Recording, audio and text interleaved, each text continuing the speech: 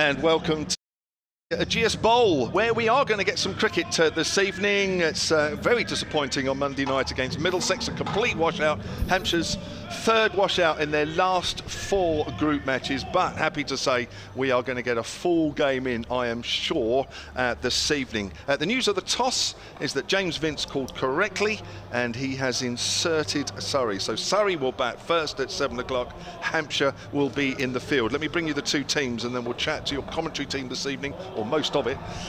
We'll bring them in a moment. But Hampshire are this evening, they're actually unchanged from the side that lost to Somerset at Taunton on Friday evening. They are James Vince, the captain, Darcy Short, Tom Prest, the 18-year-old, Colin de Grandon, the Kiwi, Joe Weatherly, Lewis McManus, keeper, James Fuller, Chris Wood, Scott Curry, who bowled so well on Friday night, picked up 4 wickets, a career best in T20s for him, Brad Wheel, the other seamer, and Mason Crane, who's been pretty impressive in this competition. Mason Crane, the leg spinner, of course. That's the Hampshire 11 this evening. Surrey are, well, in fact, they're the same side that lost to Glamorgan by 1 run in Cardiff last night. They are Will Jacks, Rory Burns, Laurie Evans, Ollie Pope, Jamie Smith, the wicket-keeper, Jamie Overton, the all-rounder, Ben Geddes, the seam bowler, Kyle Jameson, the tall Kiwi who played here last week in the World Test Championship final, Gus Atkinson, the all-rounder, Gareth Batty, at 43 years of age, the off-spinner, is still playing. He played in the very first year of this competition back in 2003, and Daniel Moriarty, the slow left armour. The situation in the table going into this evening's game is that Hampshire, I'm afraid, sit bottom with 5 points. Just above them are Middlesex with 5, but Surrey sit in the last of the 4 qualification places. They have 11. They've played 10 out of 14. Hampshire have played 8 out of 14. A lot for Hampshire to do. We'll discuss that with our commentary team. Next to me is Emily Windsor of the Southern Vipers and TMS's newest recruit, and also the Hampshire fast bowler Kyle Abbott. First of all, a very good evening to both of you. Thank you. Evening, Jamo. Good to be back. Carl, let's start with you. I think we were saying on Monday, even though we didn't get a game, Hampshire probably had to win 6 out of 7. Are we now saying they need 6 out of 6? I would go as far as saying that. And then I still think, looking at the log, there's probably going to need a few results to go in our favour. Unfortunately, finding ourselves in this position. But, you know, a team in this position, which I have been involved in before, you can become quite fearless and actually become quite dangerous to other teams in the log. And I really hope they go out tonight and just go and express themselves. They really have nothing to lose, and go and play with a little bit of fearless cricket and just try and make a little bit of impact on this league. Might not be getting into the qualifiers, but might upset a few other teams further up the log. Emily, where are Hampshire going to win this tonight? I think, as Carl said there, to see them go and play fearless, I think actually first home game of the year, there's a bit of a crowd in, so hopefully they can get behind Hampshire here today. But it's a big playing surface, and Hampshire know that well, and I think Mason Crane, who's bowled exceptionally throughout the competition, is going to be dangerous, and his 4 overs here today could change a game. Incredibly, it's 22 months since Hampshire last played a home T20 game in front of a crowd. 22 months, which is quite unbelievable, isn't it? I thought I'd get that stat in, because I know you've got a few stats for later on, Carl, but I thought I'd get my first one in of the evening. But I tell you what's interesting, Carl, you played 1 game up at Radlett, didn't you, earlier in this competition against Middlesex, but I know you've travelled around with the side a little bit. I know you're not technically featuring in this competition, but when Hampshire have been away to different grounds, it's nice having the crowd back, but it's not T20 crowds and atmosphere as we've known it. No, absolutely not. I must give credit to all the grounds that we have gone and played at. They've tried their best to accommodate everyone and accommodate us, but I think people don't realise the small things behind the scenes just aren't there anymore. From a dressing room, a lot of it we're changing in committee rooms, in bar areas, everything that can open up a bit of space and social distance, which has been pretty hard. So I know the guys getting back here tonight, they're really looking forward to it. When I was involved last week or so, by the end of that first week and a bit, they're really getting tired of being on a coach late nights, getting home 2:30, 3 o'clock in the morning sometimes from Kent and other places. So to be back here in front of a crowd, as you said, for a very long time now, I think it's going to lift the guys, and hopefully they can put in a good performance. Now, Surrey have had their fair share of no results. In fact, quite interesting against Sussex, wasn't there? Sussex batted for literally 4.5 overs, didn't they? One more ball, and there would have been a game there at Hove, and actually Surrey would have been on the receiving end and lost that game, but the players came off. But Surrey have had their fair share of problems with the rain, and Hampshire, Emily, last 3 games washed out of 4. Momentum-wise, I know there's not much momentum in terms of results, but just as Carl said, going to grounds, and you've done this a few times, haven't you, recently, and not playing, and then sandwiched in between as a defeat. There's not a lot there for Hampshire to be sort of clutching onto at the moment, is there? No, there's not, but also, like, we know it's frustrating, but the big thing I think here is it's the first home game, and yes, it was rained off on Monday, but you saw actually on social media a lot of the players today were getting really pumped, wanting the crowd, want the Hampshire fans to get behind them here today. And I think, yes, the momentum's not in their favour, but it just takes one game to change that. One good innings from a player and their confidence changes. One wicket take it, even one spell, one great catch in a field can change a game and change that momentum, and Hampshire are definitely going to be looking to go out there and do that today. And interesting that James Vince has won the toss but still chose to chase, and yet in the one game that they have played recently at Taunton on Friday night, it didn't work. It didn't, but they're going to have plans, and they're going to back their plan. Just because it hasn't worked once, they're not going to then completely throw things up and down. Surrey are a very strong side, the lineup is very strong, so Hampshire are going to have to play well to beat them here. But Hampshire have a good side too. The addition of the overseas Colin de Grandhomme and Darcy Short, that brings a lot to this side. Kyle, I mean, you know, before de Grandhomme joined on Friday, Darcy Short and James Vince, I guess, were the 2 standout players that I guess the team would have looked for to get them off to decent starts. They've threatened to do that, but with de Grandhomme there and there as well now, I mean, it looks a strong batting lineup, doesn't it, now?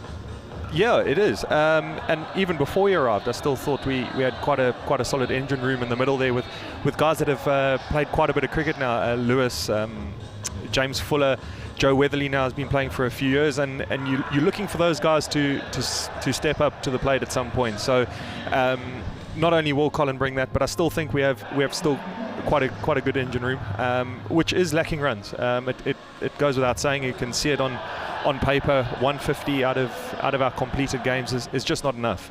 You look at other teams, Surrey, Middlesex, 6-7 50s through the competition, and you need that one batsman to kick on and get a 70 or an 80, which we just haven't quite got yet. Yeah. Emily, you played T20 for the Vipers last Saturday, good win up at the Sparks, but T20 cricket on the whole, if you're not opening and you're not coming in number 3, how difficult is it coming in sort of 5, 6 and 7?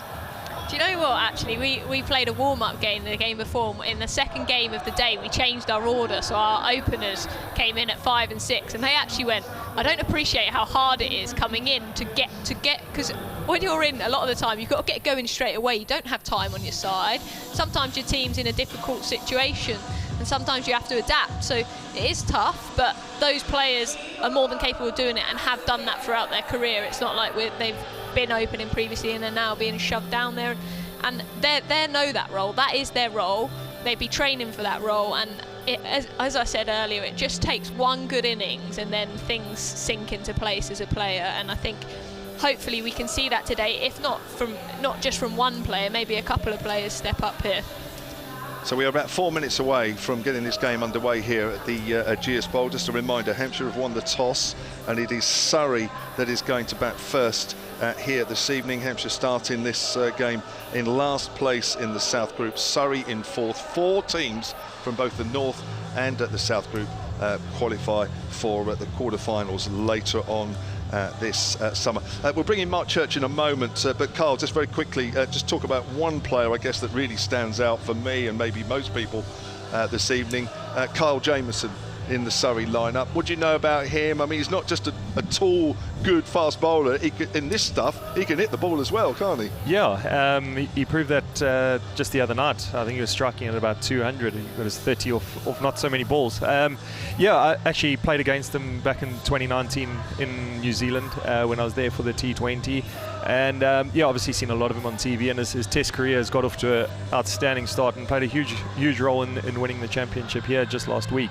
So yeah, an exciting one to look out for tonight. We narrowly missed out on him to sign him here this summer. So yeah, hopefully he doesn't go too well against us tonight. I heard the story, and correct me if I'm wrong, that Hampshire did want him, and he's apparently turned around and said, well, I'll be a bit tired after the World Test Championship. And then Surrey went and spoke to him, and he said, oh, all right, then I'll play. Is that true? I'm going to reserve comments on that, Jamer, but you're not wrong. We'll ask Mark Church. Emily, thank you for the moment. Emily will be back shortly, but let's bring in Mark Church, the BBC Radio London commentator and a long-time Surrey commentator as well, because I know he'll have enjoyed stealing a player under the nose of Hampshire. Now the applause you can hear is for the two umpires making their way out to the middle. In fact, I'll just check who is who, because I think one of them might be Ian Gould. I saw Ian Gould standing out there earlier. Maybe he's the third umpire, I don't know, we'll check in a moment. But Mark Church has just come in. One was definitely Gunner, unmistakable he's figure. Gunner, I know. You could just see the way he walks and his body language. Mark Church, good evening. Good evening, gentlemen. Good evening. Lovely to see you as always. I saw you smiling when we were talking about the Carl Jameson situation. Absolutely. Yeah. I've got no idea, but he's turned up. He's turned up in London. I think he's probably got a nice flat. And is enjoying the sights of London at the moment. Actually, I say that, he's only been there for one game. We were saying it'd have been better off staying here, really, because he played that Test final, obviously here tonight, and then back for the championship game. I mean, he could have kept his room, couldn't he, in the hotel? But no, he gave it a right old whack last night with the bat. So he's massive as well, isn't he? He's a huge fella, isn't he? Absolutely massive. So he's an exciting guy for Surrey to have, and I suppose Hampshire get to see him tonight and get to see him on Sunday. Just very quickly, because we're about to start, Mark, not surprised that Surrey are in change from last night, even though they lost by that narrow margin? Yeah, no, I think the only one I wondered might come in is Mr. Amler for someone, just at the top of the order, but Hash has only played the one game so far this season, and has only faced the one ball, actually. So they're going again. There is a change at the top, though, because Rory Burns opened last night with Will Jacks, but it's Jamie Smith with Will Jacks this evening. Thank you very much. Right, we're just about to get underway then. It's going to be Colin de Grandon with his right arm medium pacers from the pavilion end. Hampshire in their familiar luminous yellow tops with dark blue trousers. Surrey with a what is it? That light blue. Duck egg blue. Yeah, duck egg blue. With dark trousers as well. So here's de Grandon then. Bowls the first delivery, and he's beaten outside the off stump is Will Jacks, and that goes through to Lewis McManus. A little bit of swing was there, perhaps? Looked like a little bit, and a little bit nip back off the seam there. Interesting field here. He's gone with the two out on either side, deep square and cover point, with third man final leg up, obviously with not a bowler of not great pace. They're not expecting too much to go behind the wicket. Joe Weatherly is at first slip as de Grandon runs towards us and bowls. It's a length ball. He gets wrapped on the pad this time. Half shout, mainly from behind the stumps from McManus and Weatherly, and there is no run. Yeah, Will Jacks has been in good form this season. I quite like it, though, when he has a look. At Lords, he just went from ball one. But if he could bat for 10, 15 overs, I don't know what he'd get. It would be something monumental, to be honest with you. Over 250 runs in this year's competition already as de Grandon bowls, and he steers out into the gap square on the offside. So Surrey are underway. There'll only be a single. Now, just going back to the crowd we mentioned earlier, of course, crowds aren't as big as we would normally expect for T20 because there's still restrictions around and what have you. So we have tonight a mixture of members and what they call passport holders, which are people that will have bought tickets for all of the home games. Anybody else basically isn't allowed in this evening, so it is a reduced crowd, although it's a fairly healthy smattering. As de Grandon comes in again and Jacks gets wrapped on the pad, they'll take a quick leg by. And that is a quick one as Prest comes in. Is that Tom Prest? It is. He's got a number. It's Tom Prest has finally been given a number card. He's been finally given a number, and he's trying to copy de Grandhomme's hairstyle there. It looks like he's also just going for the flowing mullet out the back, which for whatever reason stumps me sometimes why it's in fashion. But it was. It was.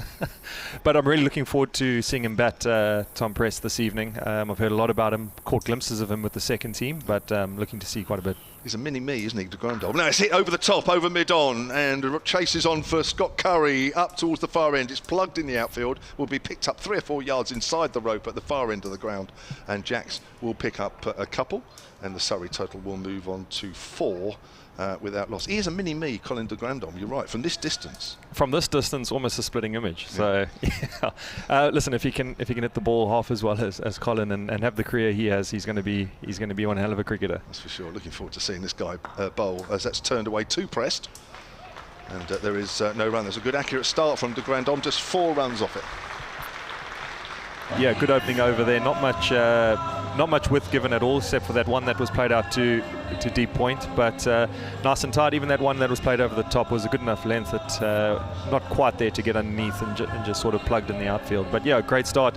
You're going to take that up front, and yeah, Chris Wood from our end here coming with a load of experience, and under these conditions, he might just get the ball to swing a bit. What's going to be interesting is Surrey like chasing. They didn't chase terribly well last night, but that is their game plan, is to chase. So what target they're not great at setting a target. That's the thing.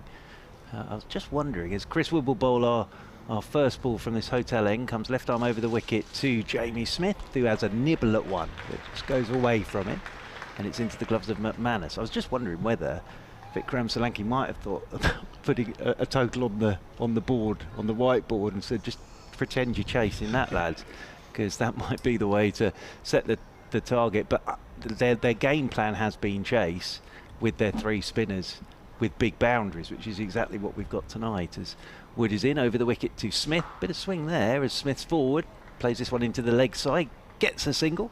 Prest comes up to do the fielding, and one more. So that's interesting that, again here, massive boundaries, and the 3 Surrey spinners will play a big part tonight, I would have thought, and running between the wickets will be key as well.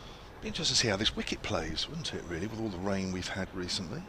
Yeah, and just judging on the Sri Lankan T20 the other day, which nibbled around a bit, it's going to be pretty interesting. But yeah, just adding on there, I think the team that runs well tonight, especially with the slow outfield, I think are going to be in the game the most here than just trying to hit boundaries. As that one's played off legs out to deep square, Brad Wheel does the fielding and one bounce into Lewis McManus. Yeah, we saw it last night with Surrey. Pope's absolutely rapid between the wickets. Burns rapid between the wickets. And as I say, back in South London, it's been knock it into the gap, tear, run, try and run sides ragged. So I think for both sides tonight, and 22 months is it, you said, JMO, since Hampshire have been here. As forward goes Jamie Smith, drives out into the offside. A little bit of shape again there for Chris Wood. Just a single out towards James Fuller, who's sweeping out on that cover boundary rope.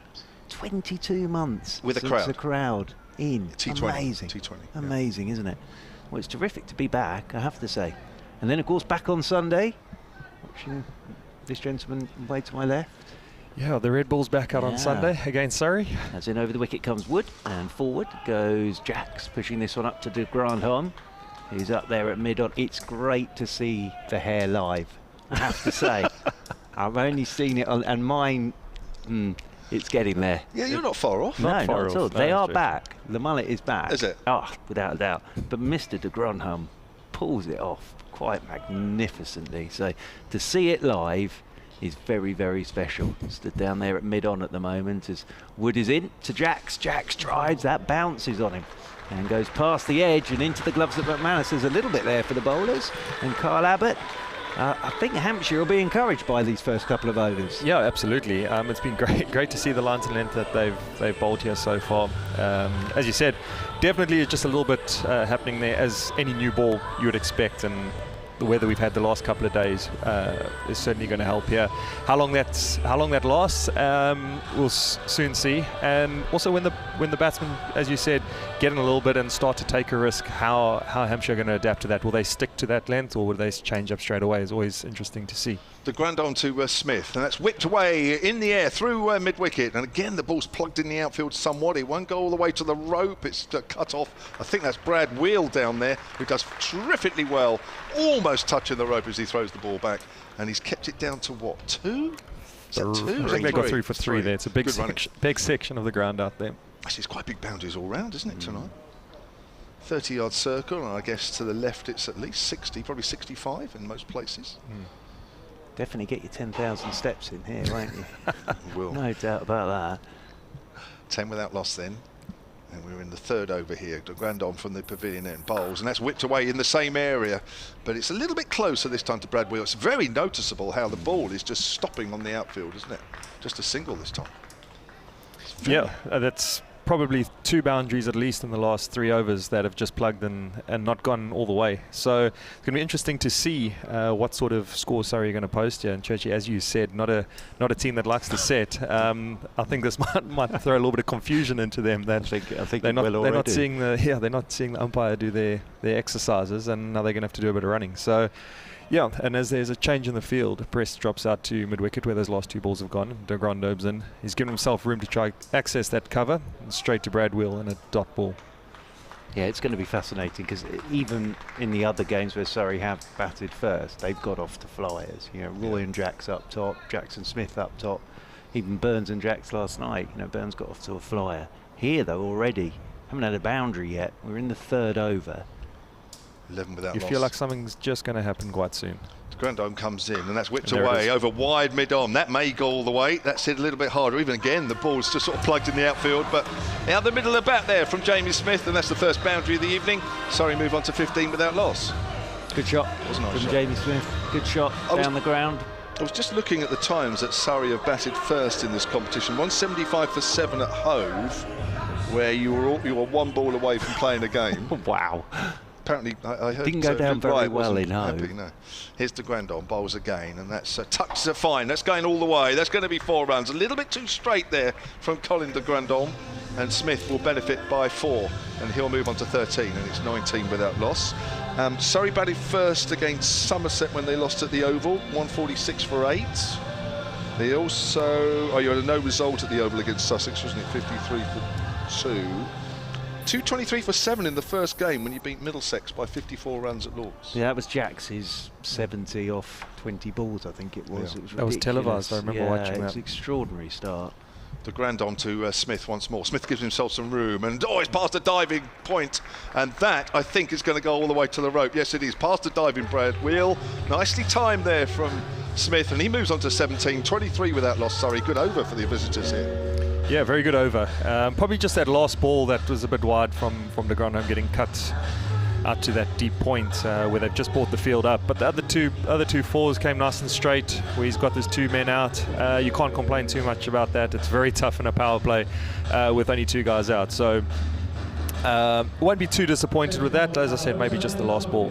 Yeah, but no, carry on. No, I've just looked at my stats here. You talking about the games that Surrey batted first, and Jack's 65 against Somerset of 42 balls opening, and then Smith 57 opening against Sussex at Hove. So one of the 2 openers is Jack Smith, has always made a big contribution at the top of the order. Brad Wheels into the attack from the hotel end, and Will Jacks flicks this one off his hip, just drifted onto his hip first ball, and Will Jacks, he'll be thankful for that, just laid bat on it, whistles away down to the boundary rope for 4. I think that's 4 consecutive boundaries now for Surrey. 3 off the Grandhomme and now 1 off Wheel. Jacks on to 9, and Surrey, as you said, Mr. Abbott, something was about to happen. Move on to 27 without loss.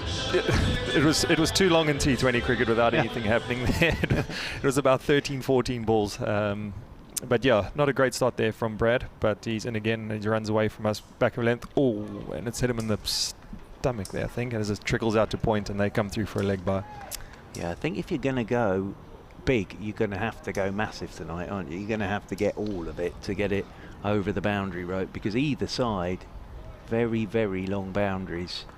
And soft outfield. Absolutely. Got to go aerial. Yeah, even that, I've got there's a feeling of just a little bit of humidity here tonight. Everything feels thick and slow. So I reckon anything over 150, 160 is going to be pretty competitive, but it's a long way out still. Wheels into Smith. Smith turns this one off his legs into the leg side. Should get 2 here. Will get 2. And that'll take Jamie Smith on to 19. Surrey move on to 30 without loss. Feels a bit more like Durban tonight, doesn't it? Oh, Jamie, you're pushing it a little bit. Wow. Oh, let's go with that. Those little close evenings. Yeah, those close, those still ones. Yeah, just expecting a little late thunderstorm over the sea there, but we're not so lucky. Wheel runs away from us, comes in over the wicket to Smith. Back of the length, Smith's up on his toes, well bowled, pushes this one into the leg side, and there's no run. It was hot and humid in the supermarket car park this afternoon as I sat there for 3 hours, having got here far too early, as usual. But no, it is, and with the lights on as well. Good crowd in. This is terrific. It's great to be back here with the crowd. What do we reckon, 1,500? Yeah. 16, the interesting thing is that every game I've been to, even though it's been a smaller crowd, it's felt bigger for some reason. As in over the wicket once again comes Wheel, and this is cut firmly by Jamie Smith straight out to the sweeper on the cover boundary rope. They'll pick up a single. One more to Jamie Smith. Good looking shot for one, that from Jamie Smith. He's on to 20. Surrey move on to 31 without loss. But that game at Lords, that opener, it felt like it was full. The atmosphere that night was absolutely fantastic. 6,000, I think, were there for that one. And Surrey have had 4,000 for theirs, but all members. Like here, really, members in your passport. As over the wicket comes Wheel. And this is pulled by Jacks in the air. One bounce. Out towards deep backward square. Didn't get all of it, Will Jacks, which probably saved him in many ways. End of the over. So the boundary off the first ball of the over there from Brad Will. 4 gone. 32 without loss. Interesting start this, actually. It's a bit more like a game of chess at the moment than 2020. It is a little bit. And, I mean, judging on the first 2 overs where they got off to a sluggish start, and you made a great point about Will Jacks actually getting in, and now suddenly they're up at 8 and over. And you only need 2 good overs now, and you're looking at 50, 45, 50 in the power play. In pretty difficult conditions at the moment, and you're suddenly thinking, well, that's not too bad. Woods in and bowls, and that's pushed just backward a point. Oh my word, there's a horrible bit of fielding. Brad Wheel, oh dear, it's gone straight through his hands and it's gone for 4. I think actually in the end, just as the ball came to him, he was worried about his feet, wasn't he? He was worried about making sure he had a firm footing on the outfield, and in the end he was concentrating on them and not the ball. The last ball of Brad Wheel's over that went out to deep square in the same area to Darcy Short also just came in, and it looks like he didn't get much traction under his shoes there. So, that's never a good feeling. It's happened to all of us. 36 without loss, and that's whipped away and past a dive into Grandom. I think he might have got half a hand on it and just taken a little bit of pace off it. And round is James Fuller, and the batsman will complete 2 and takes the Surrey total on to 38 without loss. We're in the 5th over here at the Ageas Bowl. It's a bit like Wimbledon, isn't it? Watching these players slip. There's a few days, there's a bit like talk at Wimbledon about players slipping. Now we've got it here as well. What's going on? Should be playing on synthetic matting. As he's whipped that away. That's gone fine. That's past the Grandon. Well past his right hand. That's going for 4. A little bit too straight there from Chris Wood. Surrey move on to 42. They're moving along here quite nicely after the first 2 overs. Only went for 7. Yeah, I think these 2 have done pretty well so far. I think they've had a look. That's what we talked about right at the top. I think they've worked out quite quickly. We're not going to be able to smack this out of the park from ball 1. So, yeah, from the 2 young men at the top of the order, they've worked this one out pretty quickly, I think. So both batsmen have 20 as Wood comes in again, and he's whipped that away off the top edge, has gone down towards third man. Mason Crane is after it, won't get there. Dives. All in vain in the end. He's gone for a huge mow on the leg side, Jacks, gets a big top edge, and that's gone for 4 more. 24 he's moved on to, 46 without loss. Slightly worrying for Hampshire now, all of a sudden. It's just got a little bit leaky in the last sort of 2.5 overs, but as we were saying, the Surrey batsmen have had some time now to have a look, and without a wicket down, you feel like they are going to take a few more risks as they get towards the end of this power play, as Woods in and beats the outside edge. It goes through to Lewis McManus. But I don't want to harp on this too long because, I mean, we spoke about it earlier about the batsmen giving themselves time, and and having a look at conditions. And in those first sort of 12 to 14 balls, all it was the two bowlers bowling a good line and length and the batsman playing good cricket shots. And I still think there's time for those fundamental basics in T20 cricket. As Wood comes in again to us, Jacks blocks into their covers and they get a single through. Darcy Short does the fielding.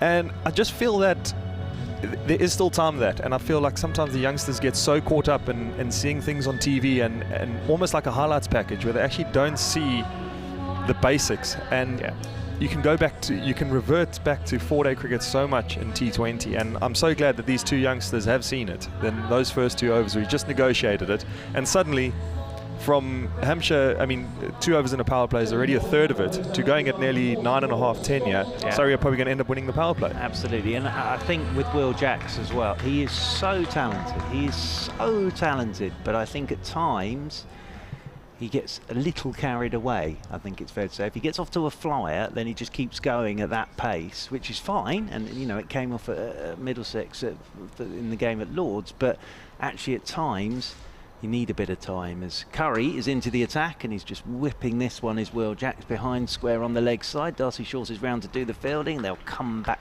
for 2, so Scott Curry into the attack. Will Jacks moves on to 27 and Surrey 49 without loss. And if you're saying that he's had a look here, he's still striking at 142. Yeah. You can't ask anything more from an opening batsman. I've honestly always thought if he could bat for 15 overs, God, he'd have a total on the board. As Curry's into him and he backs away, slams this one, does Jacks out towards the sweeper on the cover rope. That's Fuller out there, he does the fielding. And one more and the 50 up, and it's been a very, very good opening partnership from Jamie Smith and Will Jacks. 50 up in the 6th over, so 50 without loss. Surrey in the power play. It's not been a typical power play, but it's been very well manufactured by these two. Smith back onto strike on 20 as Curry's right arm over the wicket to him, and Smith pulls, doesn't really time this, and we'll get a single out towards Tom Prest, who's there at mid-wicket with his long hair as well. Mr. de Grandhomme down there at mid-on. Looking forward to seeing him bat tonight. Got off to a flyer, didn't he? Oh, honestly, at Taunton. It was like you couldn't take your eye off him. You could not. Yeah, looking forward to that. As in over the wicket. Again is Curry. Oh, Will Jacks has looked for the big one. It's gone high in the air. Here is de Grandhomme, and de Grandhomme takes the catch. And after we were saying how sensibly Will Jacks was playing, he's just gone for the big one there off Curry. Went straight up in the air. De Grandhomme with the catch, but a good start for Surrey. Jacks goes for 28, Surrey are 51 for 1, Carl Abbott. Yeah, as you said, he's given himself time to go in there, and with a few balls, 3 balls left in the power play, I think he had an absolute right to have a go at that. But credit to Scott Curry, he's bowled 4 balls there, pretty much back of a length, hard length, and he's forced him into creating a false shot. So all credit to the youngster who's got off to a good start this season, coming off the back of his 4 against Somerset last week. A young promising bowler for us, was definitely someone to keep your eye on. Yeah, came in the first team last year, didn't he, in that shortened COVID season. Only 20 years of age. Did bowl well against Somerset. He bowled well in the championship game against Surrey in the second innings when he did there, but also in the second innings up at the Oval. That's right. Where Hampshire got whooped. But when Surrey was so dominant, he picked up decent figures there as well, didn't he? In that. It's Jamie Smith on strike. Laurie Evans, they crossed, is at the non-strikers end. Smith turns this one off his hip out towards deep backward square. Will come back for 2 more. Darcy Short does the fielding as the throw comes in, 1 bounce over the top of the stumps. It's going to sound a strange thing to say, that 28 from Will Jacks. I've seen him make 65 against Somerset. I saw him make that spectacular 70 at Lord's. I've enjoyed that 28 as much as those, because I know he can do that, but I've seen him do that tonight, and that's really good. As forward comes Jamie Smith, pushes this one down towards backward point. There is no run. Well bowled Scott Curry makes the breakthrough. 6 gone. Power play done and dusted. And Surrey 53 for 1. Quick word from Kyle Abbott, and then Emily Windsor will take my place. Yeah, after a pretty slow start there in the power play, Surrey have really come back, and we'd have to say won that power play, especially in these conditions. Ball looked like it was quite tough to play there. So yeah, Scott Curry coming into the attack and closing out the power play nicely. But as we see Mason Crane coming in from the far end. This is going to be interesting to see if it does turn. Pitch might look a little bit tacky and a little bit slow, and on these big boundaries, as Emily said earlier in the evening in the build-up, that he could be very crucial this evening with his leg spin. Sorry, we're hoping it turns with their 3 spinners. It'll be interesting this, if it is a bit tacky, as you say. Sorry, won't mind seeing that. So Mason Crane into the attack from the pavilion end, bowls to Evans. That's forward in defence, no run. How are you, Emily? Yeah, I'm good. What an interesting power play. Well, interesting power play. Test match specials, very own Emily Windsor, we have to say now. It's in the contract, isn't it, now? You're worse than me, as Crane into Evans. That's driven back to him. Another dot ball from Crane. Great start to his spell. How do you think they use Crane here today, Abbott? Do you think we'll see his 4 overs up front, or do you think they'll be split throughout? Yeah, normally when Dawes here, they go in tandem in this section as he bowls towards us here, and Evans back on the back foot, and that's the 3rd dot in a row. We usually see the 2 of them bowl in tandem here in the middle, and being the only frontline spinner here, I think we'd have a look at probably at least 2, maybe 3 if he's going well, and then maybe hold him back towards the back end. Crane to Evans again, driven up to long on this time. He'll pick up a single, that'll be Evans off the mark. It's taken him 4 deliveries to do that, 54 for 1. Surrey. Yeah, and do you think we'll see any of Tom Preston, his off spin here? Would he be another spin option? I hope so. I think, again, with these big boundaries, probably the ideal time for him to get a few overs as Mason and Smith plays that one down to long on. The only thing is, correct me if I'm wrong, I don't think there's too many left-handers, or if any left-handers in this Surrey batting lineup, which obviously an off-spinner would be great. But there are plenty of options out there, although I would like to see him have a bowl. Crane to Evans again. That's hit down the ground, that's hit hard. Scott Curry comes round at mid-on, does the fielding. They just pick up a single. 56 for 1. That's a fantastic over from Mason. Just 2 runs from it. That's a good start from him. Yeah, it's also a great over straight out of a power play there. Scott Curry set it up in the 6th over. Only 9 runs in the last 2 overs and the wickets. So just putting on the brakes a bit for Hampshire as Colin de Grandhomme replaces Scott Curry from the Hotel Inn. Yeah, you made me wrap my brains there with left hands. Rory Burns, who will probably come in at 5, I would have thought. So you never know. When Burns comes in at 5, he opened last night. That might be when Press comes into the attack with his off spin. And if we get down to Dan Moriarty as well, left-hander, but yeah, the Burns factor could come into play, coming in the middle order, I think. As here he is, Mr. de Grandhomme, magnificent air, and Laurie Evans. I'll never stop saying it. Laurie Evans will be the man on strike as de Grandhomme comes in over the wicket to Laurie Evans, and Evans drives, and this one rolls out towards extra cover, and there's no run. So Churchy. Hello. On his hair, I have to ask, are you copying him or is he copying you here? Well, I'm much older than him. I had the mullet in my early 20s as well, so I'd like to think he's following me as de Grandhomme is in over the wicket, and Evans turns this one into the leg side. We'll think about 2. This is good running. Jamie Smith spots how far Curry's got to come up from long on. Good running that from Smith and Evans. And Evans moves on to 4, 58 for 1. His is magnificent, though. I'm surprised that Hampshire and New Zealand haven't come up with those caps with his hair out the back, like you can get in other places. As de Grandhomme's in, and forward goes Evans. Plays this one back down the pitch. Good over this from de Grandhomme straight away. Good line, good length. Getting the batsman playing down the ground. Evans on to 5. Smith comes back onto strike on 24. How important do you think 2s are going to be here, obviously with this big playing surface? Yeah, we spoke about it earlier, most definitely, especially with it being slightly slower as de Grandhomme bowls and it's driven out to deep cover, 1 bounce into the keeper, especially with the ball plugging and just like a general thickness around the ground, a bit of heavy weather or just like heavy atmosphere around here. Running is going to be very important. It's going to be interesting to see at the end of the game actually who comes out with the most amount of singles and 2s. De Grandhomme over the wicket again to Smith. Smith, slower ball, just tucks this one down the ground. This time Curry will come up to do the fielding, and it'll just be a single, but this is a very good over again from Colin de Grandhomme, backing up what Mason Crane did. So the wicket of Will Jacks for Scott Curry, then a very tight over from Mason Crane, just 3 off the over from Mason Crane, and now just 5 off this over from de Grandhomme, as this is cut beautifully by Jamie Smith. He loves that shot. Jamie Smith, pass backward point, that's going to race away for 4. It's just pure timing that from Jamie Smith.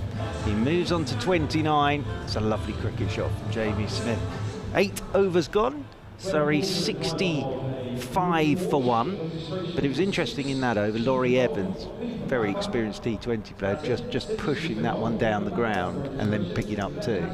Not trying to hit it too hard, but Jamie Smith here, I saw that shot a couple of times last night. He does have some lovely shots in his locker, Jamie Smith, he really does. It was just touch play, wasn't it? Stroke play. He didn't try and overhit it, he just used the pace on the ball to guide it through the field. It's Mason Crane we still get to see. 5 men outside the circle. You got a deep square mid-wicket as Crane bowls. A long on. That's played. They're looking for 2 here. That's a nice shot. Scott Curry comes in quickly, but great running from Surrey again. They come back for 2. Evans will move to 8, 67 for 1. I think this is good batting from Surrey here, utilising that gap. There's no one in the ring in front of square on the leg side. 3 men in the ring on the offside. Extra cover, the backward point and short third. As Crane in again, bowls, and that's driven up to mid-on. They pick up a single. Evans will move to 9, 68 for 1. I was saying to Mr. Abbott that this is what Surrey do at the Oval. Big boundaries, but you still have to work your angles out because obviously it's a totally different ground. Crane in again, bowls. That's hit hard over extra cover. Fantastic shot by Smith. 1 bounce over the rope, and there's the boundary for the over. He just leant on that, and that lifted over Vince's head. Smith moves to 33. He's in wonderful touch at the moment, Jamie Smith, and we've seen a couple of his favourite shots there. That little late cut down to third man, and then the inside out over extra cover for 4. Effortless that as Crane into Smith, bowls, and that's driven up to mid-on this time. They think about 2, run that first one hard. James Fuller gets to the ball quickly. A fantastic outfielder is Fuller. Smith moves to 34, 73 for 1. He's got to be one of the best outfielders in your team, Carl. He is one of the quickest, and he's got an excellent arm. We played a couple of pre-season warm-up games. I think he got 3 or 4 run-outs in the day. There's Mason bowls, and it's swept. Short fine leg, does the fielding, and straight back, no run. Yeah, we played double header in one day, and I think he got 3 or 4 run-outs in that similar position, just herring in and picking up with one hand. Yeah, he's a great athlete and an important player for Hampshire. In comes Crane again from the pavilion end. Gives himself room, cuts that away. Darcy Short at cover, does the fielding. They think about 2. Bullet throw with his left arm, and score is 74 for 1, and that is 9 overs gone. What do you think's a par score here? They're both looking at me silently. No one wants to make a call. I'll say 150. I think I said in the power play, I think 160 will be a winning score. You don't want to call it, Carl. I don't want to call it too soon. They've got 9 wickets in the bank, but it just doesn't seem like a pitch at the moment that you can come in and just start playing your shots. So wickets are going to be crucial, and Hampshire are going to be continuously looking for wickets through this middle period to just try to slow that death down. As we see Darcy Short coming in here from the hotel end, which bowling his left arm bits of everything. He's got some wrong-ins, got some leggies, and he'll probably start to take this away from the right-hander. Well, his first one is pulled straight down the ground by Laurie Evans to James Fuller at long on, and now pick up a single. Evans moves on to 11. Yeah, Darcy Short and your Fuller for Surrey will be Burns and Overton. They always do that sweeping. Ollie Pope will do a bit of that as well. Some great fielders on show tonight, as this one just skips on to Jamie Smith, who was laying back to have one of those lovely cuts of his, and it just skipped on to him. Nice bit of bowling that from Darcy Short. There's 75 for 1, Surrey in the 10th. Smith tucks this one down to short fine leg. I think that one just dipped on him at the last moment. Nice stuff this from Darcy Short. It really is left arm bits of everything. He is. Carl? I say that because I did some mitting to him in the first couple of T20s during warm-ups, and he's got a ball that's almost like a knuckleball, and I think it might have been that one that just swung as he goes away from us. And Evans sweeps out to deep square, and de Grandhomme does the fielding, sliding around, and one bounce into McManus over the stumps. Yeah, but there's no disrespect. He's probably got 3 or 4 balls, and that one, I think, that went to short fine leg there. It's just he holds it back, and it gets a little bit of swing. I think Cricinfo should change to left arm bits of everything on his profile. He's looking to cut here as Jamie Smith goes past his outside edge, and that's taken nice and tidily by Lewis McManus behind the stumps. 77 for 1. So far it has been a bit of everything. It's been very good so far as Dossie Short's in again, and well bowled. Pushed away by Jamie Smith out towards short extra cover. Good over from Darcy Short. 10 gone. A few words from Carl Abbott, and then Emily Windsor will be joined by Kevin James. Yeah, what a brilliant little session there between the power play and the 10th over for Hampshire. Only going for 25 runs, 1 boundary. So yeah, Hampshire have really pulled it back there after the power play. And I think if anything, they'll probably look for a couple more wickets, as I said, going into the last 10 overs here, just to slow the run rate down a little bit more. Although it is only at 7.7 at the moment. In comes Crane to Evans, gives himself room over extra cover again. That's hit up to mid-off, and Colin de Grandhomme takes the catch. He's just lifted that, almost given him a gift. It was like fielding practice. And Evans is gone for 12, 77 for 2. There was the wicket you were after, Carl. That was it. It looked like he was just trying to replicate Jamie Smith's shot in the previous over for Mason, and just got it a little bit straight. He didn't quite get it over extra cover, just hitting it straight down long off's throat as Colin de Grandhomme takes a relatively simple catch in the end as Surrey lose their 2nd wicket in 77 for 2. 2 catches for de Grandhomme. Pardon? 2 catches for de Grandhomme. It is, yes. I'm impressed by the speed. The batter has just got to the crease here. I think it's Ollie Pope. It is Ollie Pope. He's out there already. He must have been itching, waiting to get out there. Evans had just got to the 30-yard circle and he had passed them. Is he practicing for the 100? They've got to be out quick for that, haven't they? No, you got to go on a stage, I think. Oh, yes. Like the swimmers, apparently. Kyle? Yeah. Apparently for the 100. Really? The batters, I'm not sure I'm supposed to say this publicly, but yeah, they come out like the swimmers do for finals, you know, through an arch. Oh, wow. All glitter and all that sort of stuff. Got to get a pose on, Carl. What would be Well, your pose? I'd have to think of something, a cartoon character. You've got a ball to think on it, Carl. In comes Crane to Pope, and he uses his feet. That beats the fielder. They come through for a single. De Grandhomme does the fielding. Pope off the mark, first ball, 78 for 2. Career best, Pope, yesterday in that 1-run defeat against Glamorgan. Got 60. Amazing, isn't it, to think that that's only his highest score in this, Ollie Pope. In comes Crane to Smith. That's driven out to mid-wicket. So they come through for a single. Quickly off the boundary there was the youngster Tom Prest.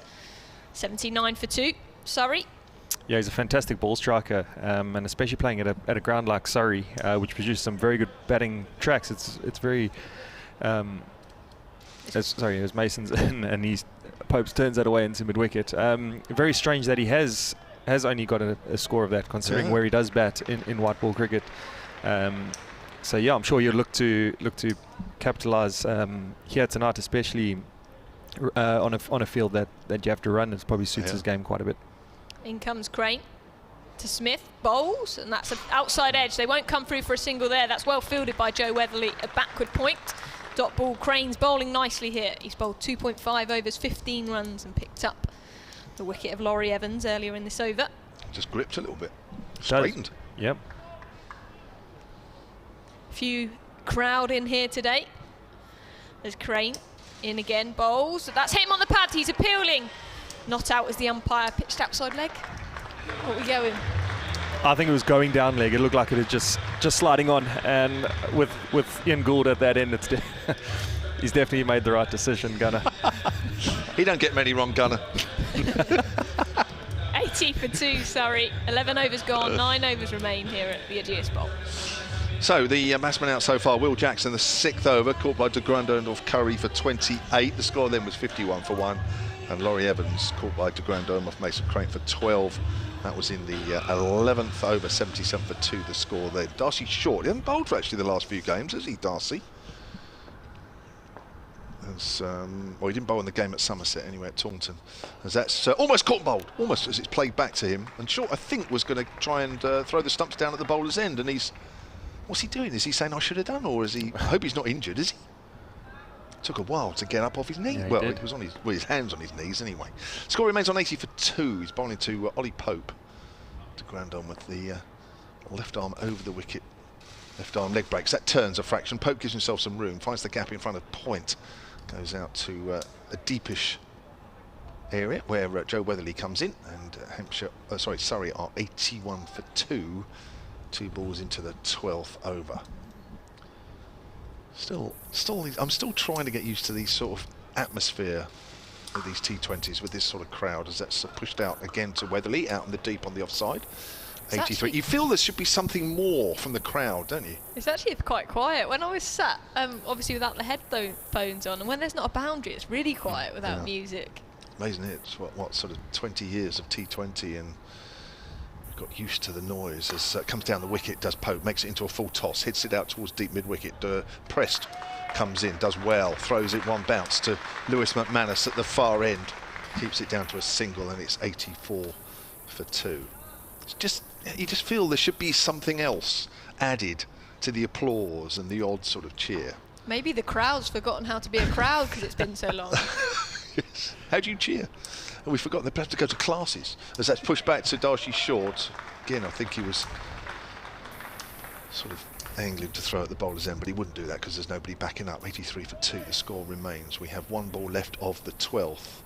Smith on strike, he's 37 of 29.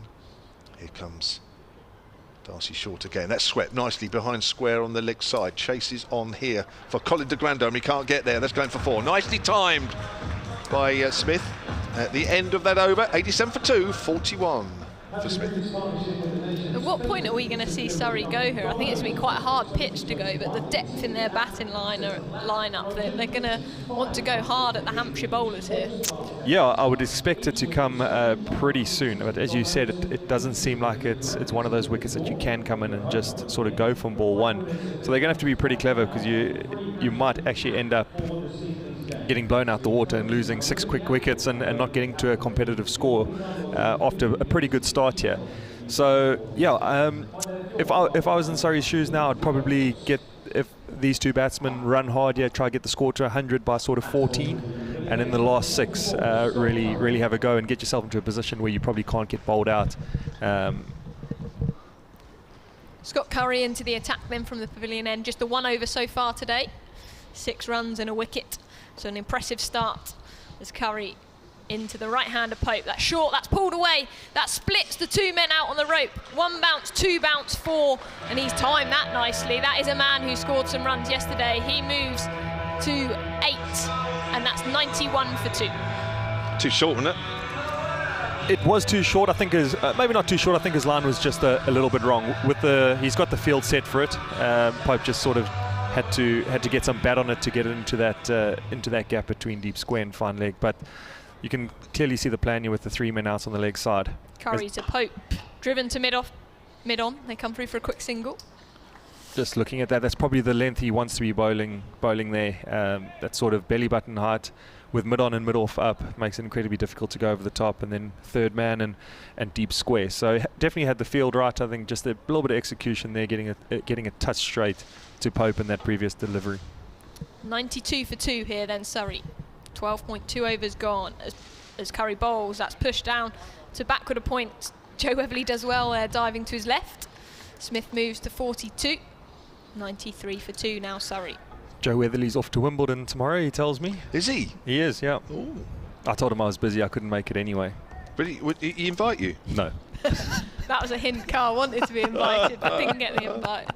Who's trumped you for your place? I think Lewis is going. That's tough to take that, isn't it? Well, I'll explain after this ball as Curry runs into Pope, and it's back of a length again, and he just nudges it into leg side. They're going to look for 2, but Mason Crane's quick, and they are coming back from 2. It's a good throw in, but Pope was very quick there. Well, I actually, at the beginning of the week, I hadn't seen him in a while, so I said, Joe, like a coffee? He goes, no, I'm busy today, I'm playing golf tomorrow. It's like, okay. I said, well, I'm free Thursday. He goes, I'm going to Wimbledon. So I sort of waited. I was like, oh, okay, cool.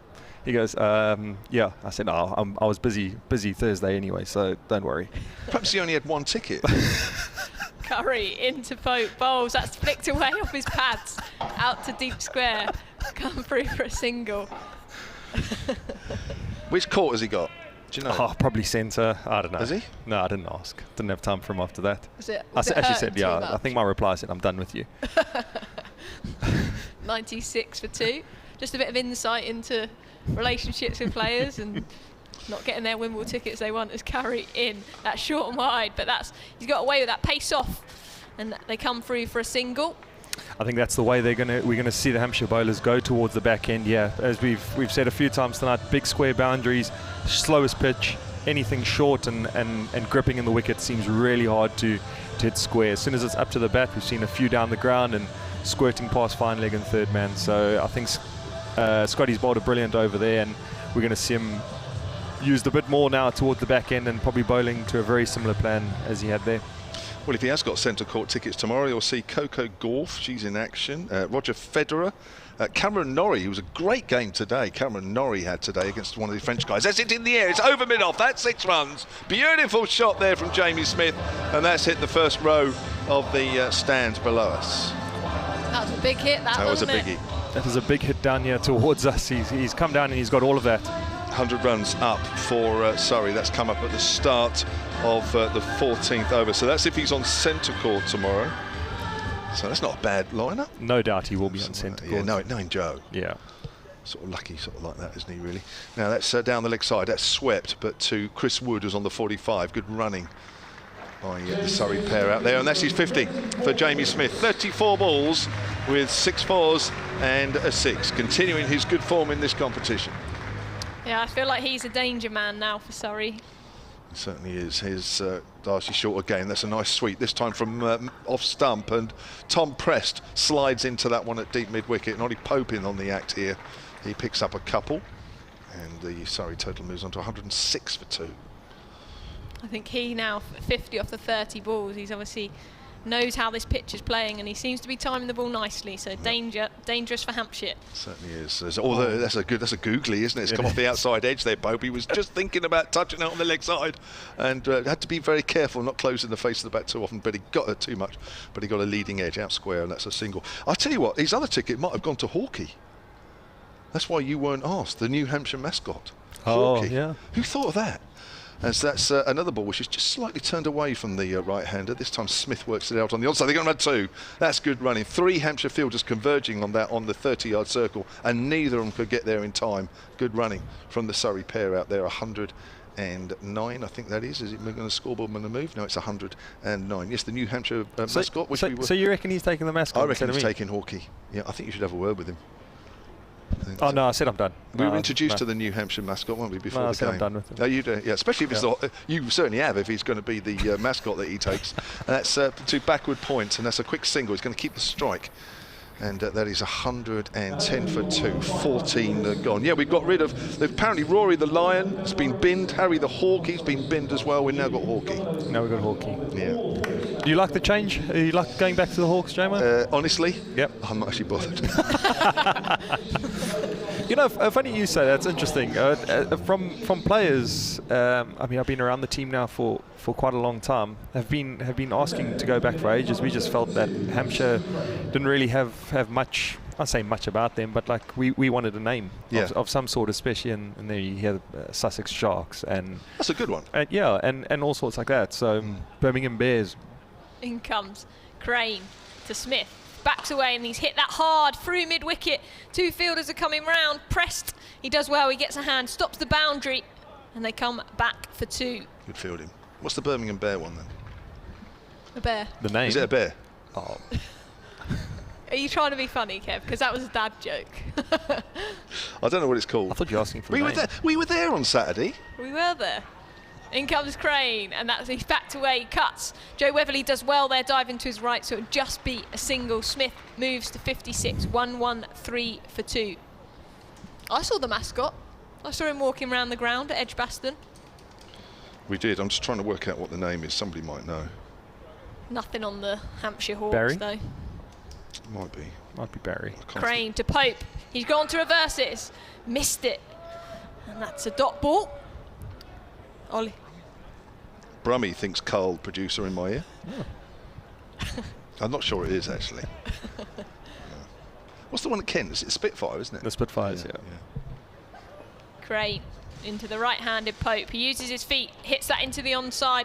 They'll be looking for 2. Press comes in quickly, but Pope makes that 2 comfortably. Fantastic running again here from Surrey. Very clever batting. Boundaries are hard to come by, but they're manipulating the field well. 1-1-5 for 2. Pope moves to 17. 38 these two have put on already.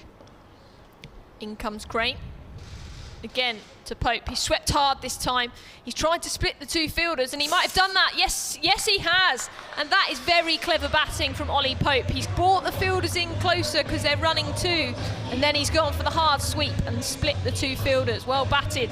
He's on 21. 1-1-9 for 2.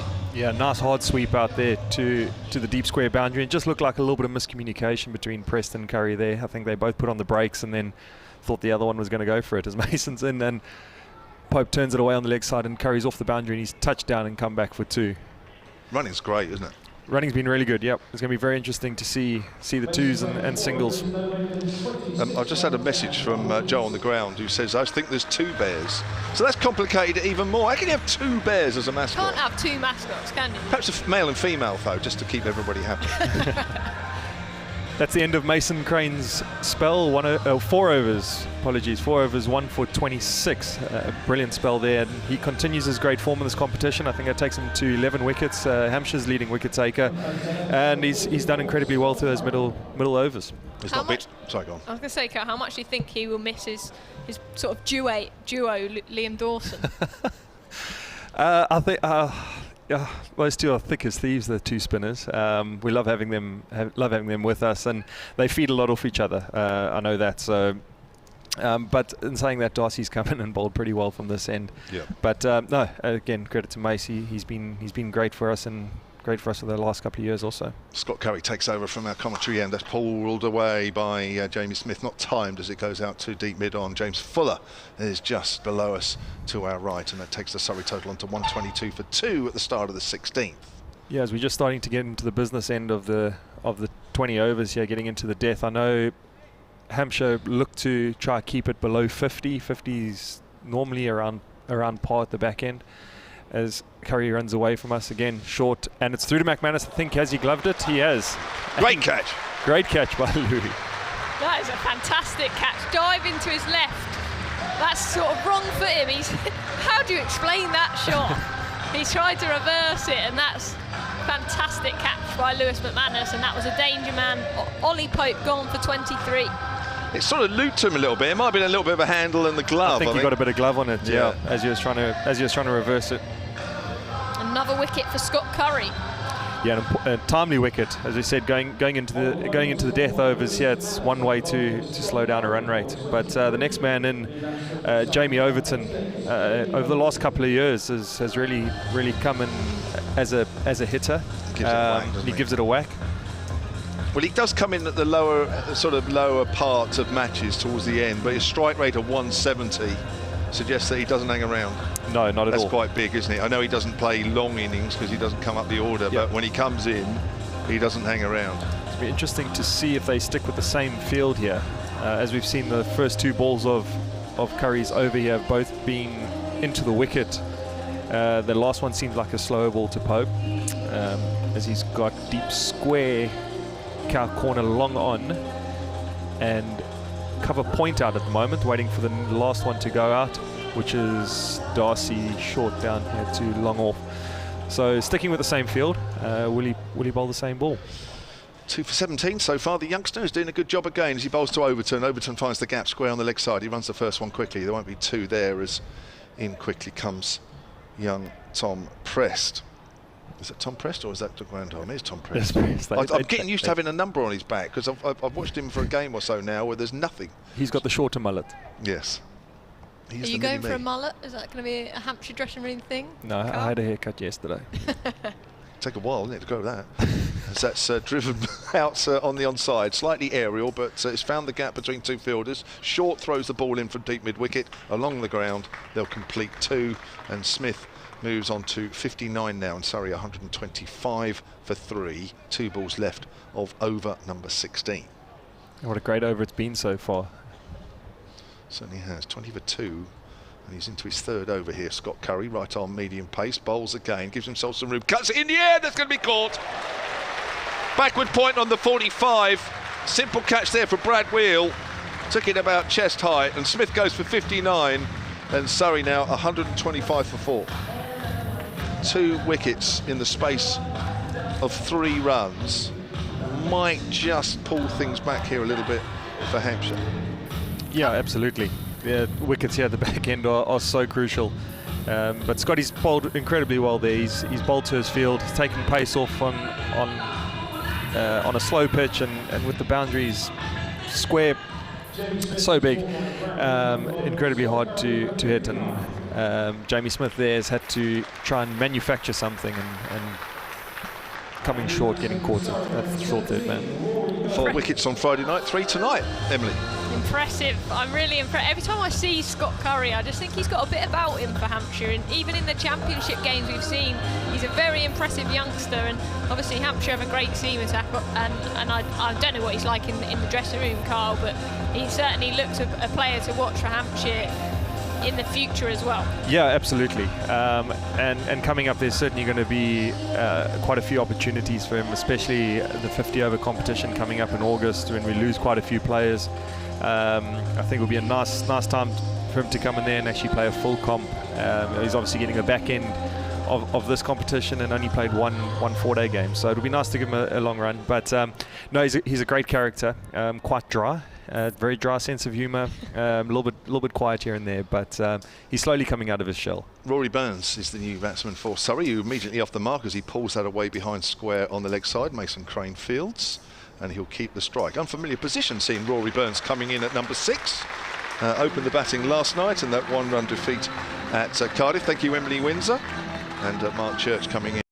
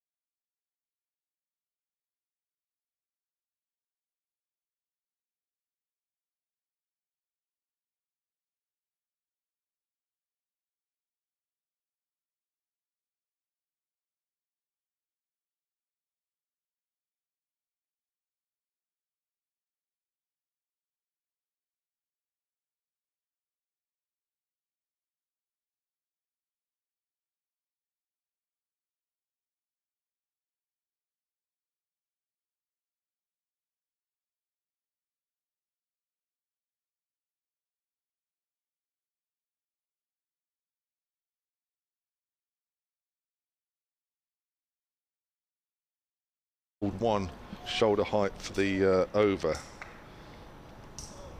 And I think as well for Rory Burns, you know, 2020 frees him up, but coming in at this stage on this pitch with these big boundaries, trying to find the boundary from ball one's very tough. Phil Webb says on the tweets, R.I.P. Rory. Well, don't leave out Harry, of course, the Hawk. Phil Webb says it's unlikely Joe was taking Hawkeye to Wimbledon. Well, I knew that, as they already have Rufus the Hawk there, who's employed to scare all the pigeons off. I didn't know that. They do. There we are. Gosh. Here's Woody's round the wickets, and Burns tries to give himself some room, tries to work there on the offside, misses, goes through to Lewis McManus. Good bowling. Good change of angle here by Woody. He's dropped his long on and brought his third man up, and Rory's tried to back away there and get it past that man that's just come up, but he followed him and through to the keeper. Well bowled. Actually, I missed part of that Phil Webb tweet out, and actually it's probably spoiled what I thought he was real, Rory, because Phil says also, for what it's worth, as a former mascot occupant. So actually Rory was Phil Webb, which is a bit of a worry. Now he comes down the wicket, doesn't really hit that, it bounces in front of mid-off, and Burns was looking for a bigger hit than that, didn't come out anywhere near the middle of the bat. He'll keep the strike again. 17 overs gone, 131 for 4. Burns has 5, Overton has 2. It's a very good over, only 5 off there in the 17th. I thought he was real. So Phil, you're saying that Phil was Rory the Lion? Well, he must have been at some point. I think they probably have more than one. It's like you're ruining Christmas, this, isn't it? I know it is, isn't it? It's like really somebody telling you that Father Christmas is not real. Yeah. I tell you what, typical Surrey, they upgraded Rory to Caesar. Very typical, isn't it? Really. So that's. But maybe Phil's been Caesar. I don't know, but Rory got upgraded. Trust you guys to try and go bigger and better than everybody else. Conquering Cole other Jameson, countries. didn't they? Yeah, they did. Yeah. Nick Cole Jameson, now you're nicking our mascot name. Look, he's in a lovely flat. He's seeing some lovely parts of London, and he'll be back on Sunday. So he's getting to see a fair amount of the ground, isn't he? He played here in the Test Championship, so he's seen a lot of it lately. Brad Whale comes in over the wicket from the hotel in 18th over to Burns. Well, bowled right up on his toes. This is good from Hampshire. They have absolutely shut this innings down, haven't they now? Yeah, they really have. I think Surrey went past 100 and about the 11th, 12th over. Is that corrected? No. 14th over. 14th over. Yeah. So, yeah, really putting on the brakes here. But, again, that's just wickets. That double strike from Scott Curry was the start of putting on the brakes here, and then Woody backs it up so well. And, yeah, Brad's got off to a great start here with that Yorker. It'll be interesting to see where he goes to Overton, yeah. I don't see him lapping. He's definitely going to be looking to go downtown or square. Overton waits. Oh, it's a full toss. It's swung high in the air. Good luck with catching this. That's up there for hours. What a good catch that is. From the young man, Tom Prest, I think it is out there, with his long hair. And he's swung that full toss high in it now. Jamie Overton thought it was over waist high, but he's got to go, and it was up there for ages. And Prest has taken a terrific catch. Jamie Overton doesn't look best pleased, but he's got to go. Goes for 2, and it's 132 for 5. Great catch, Carl Abbott. That was an excellent catch, especially in this light. It's just not quite dark yet, and the artificials haven't taken over, but that was up there for ages. Brilliant catch by the youngster under pressure. But as you said, Jamie didn't look too impressed with it, but in all honesty, he's never impressed with much. So it didn't look too bad from here, perfectly honest. But yeah, great catch. And the man we've been talking about, Carl Jameson, comes to the wicket. I tell you what, if Jamie Overton did say anything to Ian Gould, it would have been a short conversation, wouldn't it? With Gunner out there at square leg. So great catch, though. Brilliant catch. Just got a tweet here from Cole McDermott, who's now Lord's groundsman, formerly of this parish. Says, thoroughly enjoying Kyle Abbott on commentary. If cricket doesn't work out for him, he has a career behind the mic.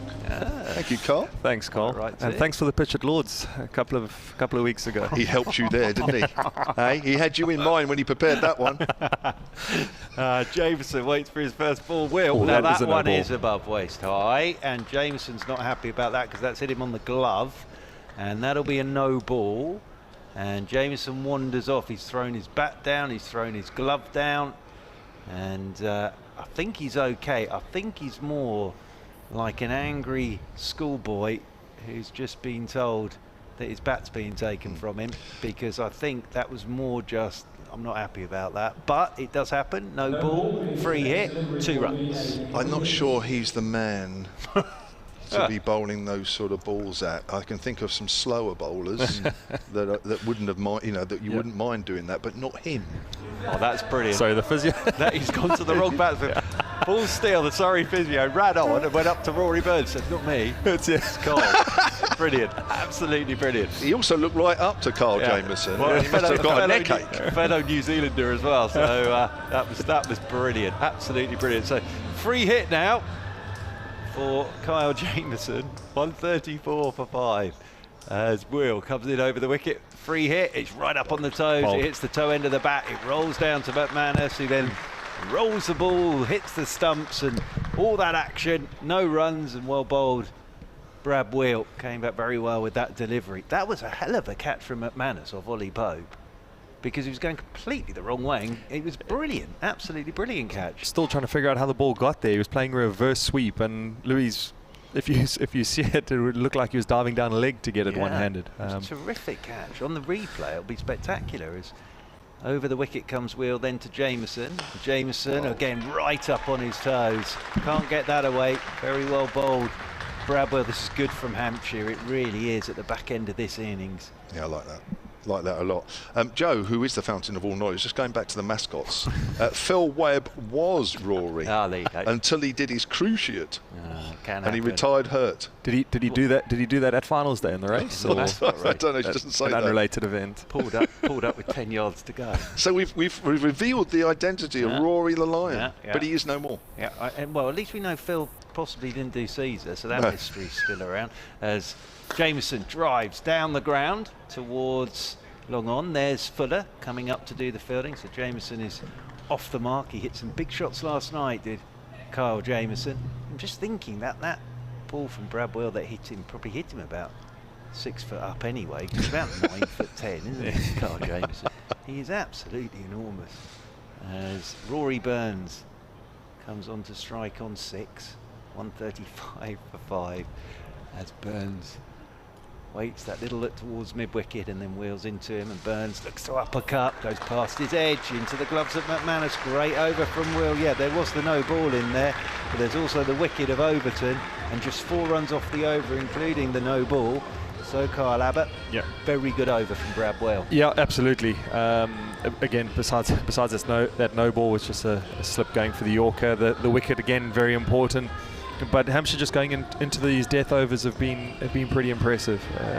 It's great to see doing some simple things right. Again, like bowling a Yorker. We spoke about it up front about just basics and good cricket and good execution. And Brad's put that on the show there with a great over. So it's going to be Chris Wood to bowl the penultimate over of the Surrey innings from the pavilion end. He has 3 overs, none for 23, and he's going to be bowling to the tall Kyle Jamieson. Comes in now and bowls, and that's full. Jamieson digs that one out, goes up towards mid-on, but there won't be any more than a single there. That's come off the bottom of the bat once more. Hampshire bowled well at the tall Kiwi so far. They have. They've certainly looks like they've done their homework on him. Every ball so far has been right at his boot and on his heel, just not allowing him to access those long levers. You obviously want to keep everything out of his wheelhouse or anything just slightly wide if you feel like he can probably reach. So just really cramping him for room. It's been excellent so far. Woods round the wicket to Burns, who runs across his off stump and he's bowled leg stump. Walked across too much, trying to heave that away on the leg side. And Wood has picked up his first wicket of this Surrey innings. Burns goes for 6, and Surrey are 135, I think that is, for 6. Yeah, 136 for 6. 136.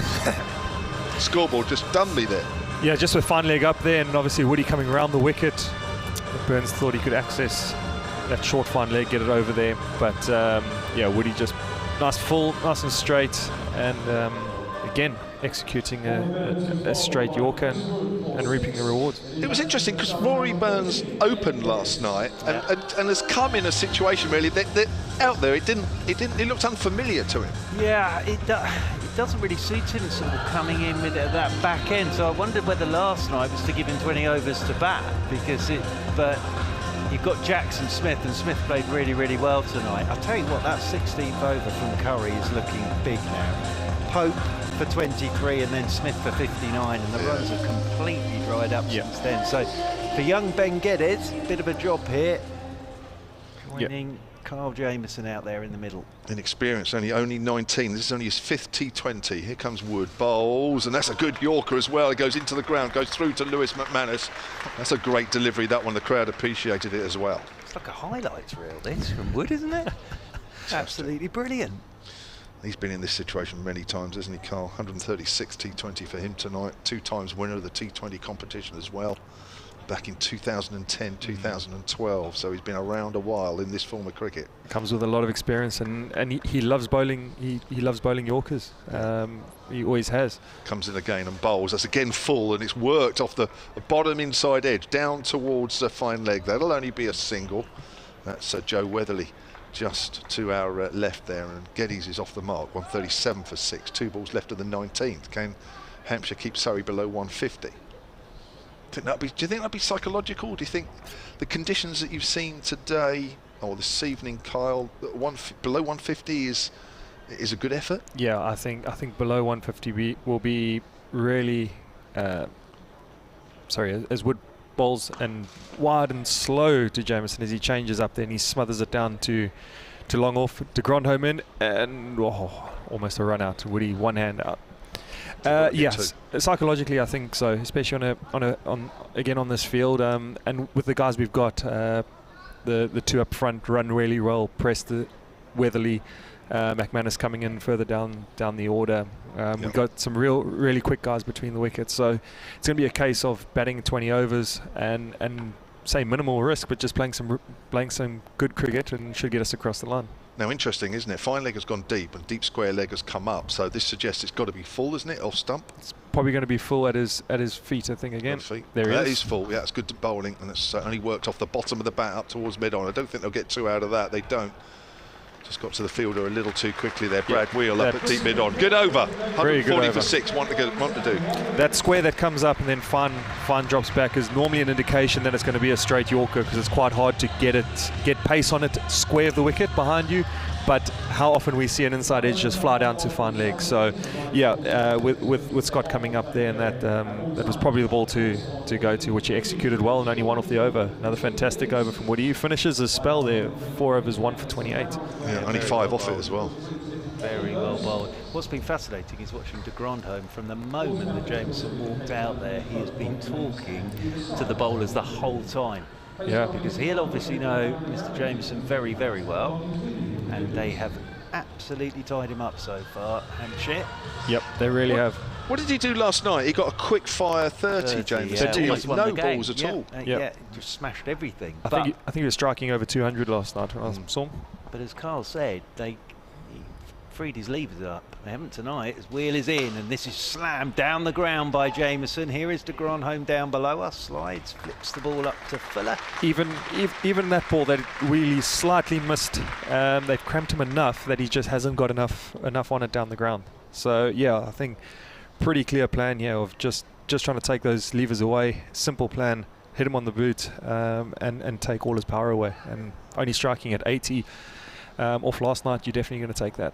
Yeah, 7 runs to Jameson, 5 balls left, picked up a couple off that last delivery as Wheel is into him. Well, bowled again, right up on his bootstraps, and that hits the bottom of the bat and just rolls to backward point. Well, I suppose the other thing is, when you are 13 foot 10 or whatever it is, getting that bat down onto your boots, it's going to be very difficult, isn't it? Because you're coming from a great height. So it's been terrific bowling this, but de Grandhome, as I say, has been fascinating out there since Jameson walked in. Yeah, absolutely. And even that the first time there since Jameson's been in, he's really cleared that front leg a lot further than he has, and almost nutmegs himself. He got himself into a bit more trouble than on that ball. Ben Geddes comes on to strike as Wheel is into him, and Geddes drives in the air straight to de Grandhome on the edge of the circle at mid-off, and well, Ben Geddes had to do that, had to go after it, but this has been terrific stuff from Hampshire. It really has. 143 for 7, and Geddes goes for 1. Jameson's still down at the non-strikers end as well, which could be key. But well bowled Brad Wheel. Very well bowled Brad Wheel, and I think that's a 3rd catch for Colin in this innings. But again, two very different players out there, from 6'7" international to a youngster bowling exactly the same ball, and I think it just shows how it works across the board. But yeah, as you said earlier, all stem from Scott Curry's over. I think he bowled the 15th or the 16th there, that double wicket, which has put the brakes on a lot here. And Hampshire are going to carry a lot of momentum into their batting innings here. Oh, without a doubt. Gus Atkinson out there with 3 balls to go. Right-hander wheels into him, up on his toes again. Atkinson's got bat on this though, and he'll get a single down towards short fine leg. I think if he hadn't got any bat on that, he'd have been wandering back to the pavilion, but he did get a bit of wood on it. He's onto one, and Jameson comes on to strike for these last 2 balls of the innings. Can he free those arms up, yeah. Jameson? I tell you, I'm sure Hampshire had plans in this competition earlier, but it just seems that they have a plan tonight, and they've stuck to it better. They bowled really well, especially second half. As in over the wicket again comes Wheel. On Jameson's trying to just little paddle over fine leg, and no wide signalled. He's outside off stump. Yeah, Jameson. What do you think? He is across. But I'm going to have to go with Jameson. Yeah, I mean, I am a bowler, but I was surprised that wasn't wide. very surprised. It went down leg at the end of the day, yeah. And that is the rule. But again, I mean, the last couple of overs has forced Jameson into playing a lap, an incredibly difficult shot for a guy of his height. Last ball of the innings, Wheel into him, and again he's right up on his toes as he comes down the pitch towards him. They'll come back for 2 here. Those long legs of Jameson scrambling. Darcy Short with the throw. He's home. Oh, did umpire Gould? Gunner kept it down. Yep, kept it down. He was scrambling, and umpire Gould, so to speak, kept it down, his finger that is, and 2 to Jameson means that he'll finish on 9, and Surrey 146 for 7, so it'll be 147 for Hampshire to win. Yeah, after 100 coming up in the 14th over, to only concede 46 in the last 6 there. All credit to Hampshire bowlers there. They've really finished that off well, and simple plans. And the most important thing is you can have plans for days, you can analyse for days, but they've gone out there and executed it, which is really pleasing to see. Yeah, it certainly is. So we've had half this game. We've got half to come, of course. Thank you very much, guys. Take a little bit of a break. I'll just quickly run through the innings and the bowling figures, and then we'll hand you back, and we'll take a bit of a break for a little while. So Surrey then 146 for 7, built around Jamie Smith, who made 59 at the top of the innings off 41 deliveries with 6 fours and 1 6. Will Jacks 28 also at the top of innings as well, but really only Ollie Pope coming in at number 4 with any other real meaningful contribution. He made 23 off 16, but as the guys have been saying, it's been a good bowling performance, good all-round bowling performance by Hampshire this evening, led by Scott Curry. 3 for 21 from 3 overs for him, 2 for 17 from Brad Wheel. They bowled well towards the end, and as Mark Church was saying, that over number 16, when both Jamie Smith and Ollie Pope were dismissed by Scott Curry, kind of just took the wind out of Surrey's sails a little bit. They would have been looking for at least 20 runs more or so. A wicket for Chris Wood, 4 overs, 1 for 28. Another solid performance from him, and another solid performance from Mason Crane, 4 overs, 1 for 26. So 146 for 7 here. And when we come back in a few minutes' time, we'll bring you live commentary of the Hampshire reply.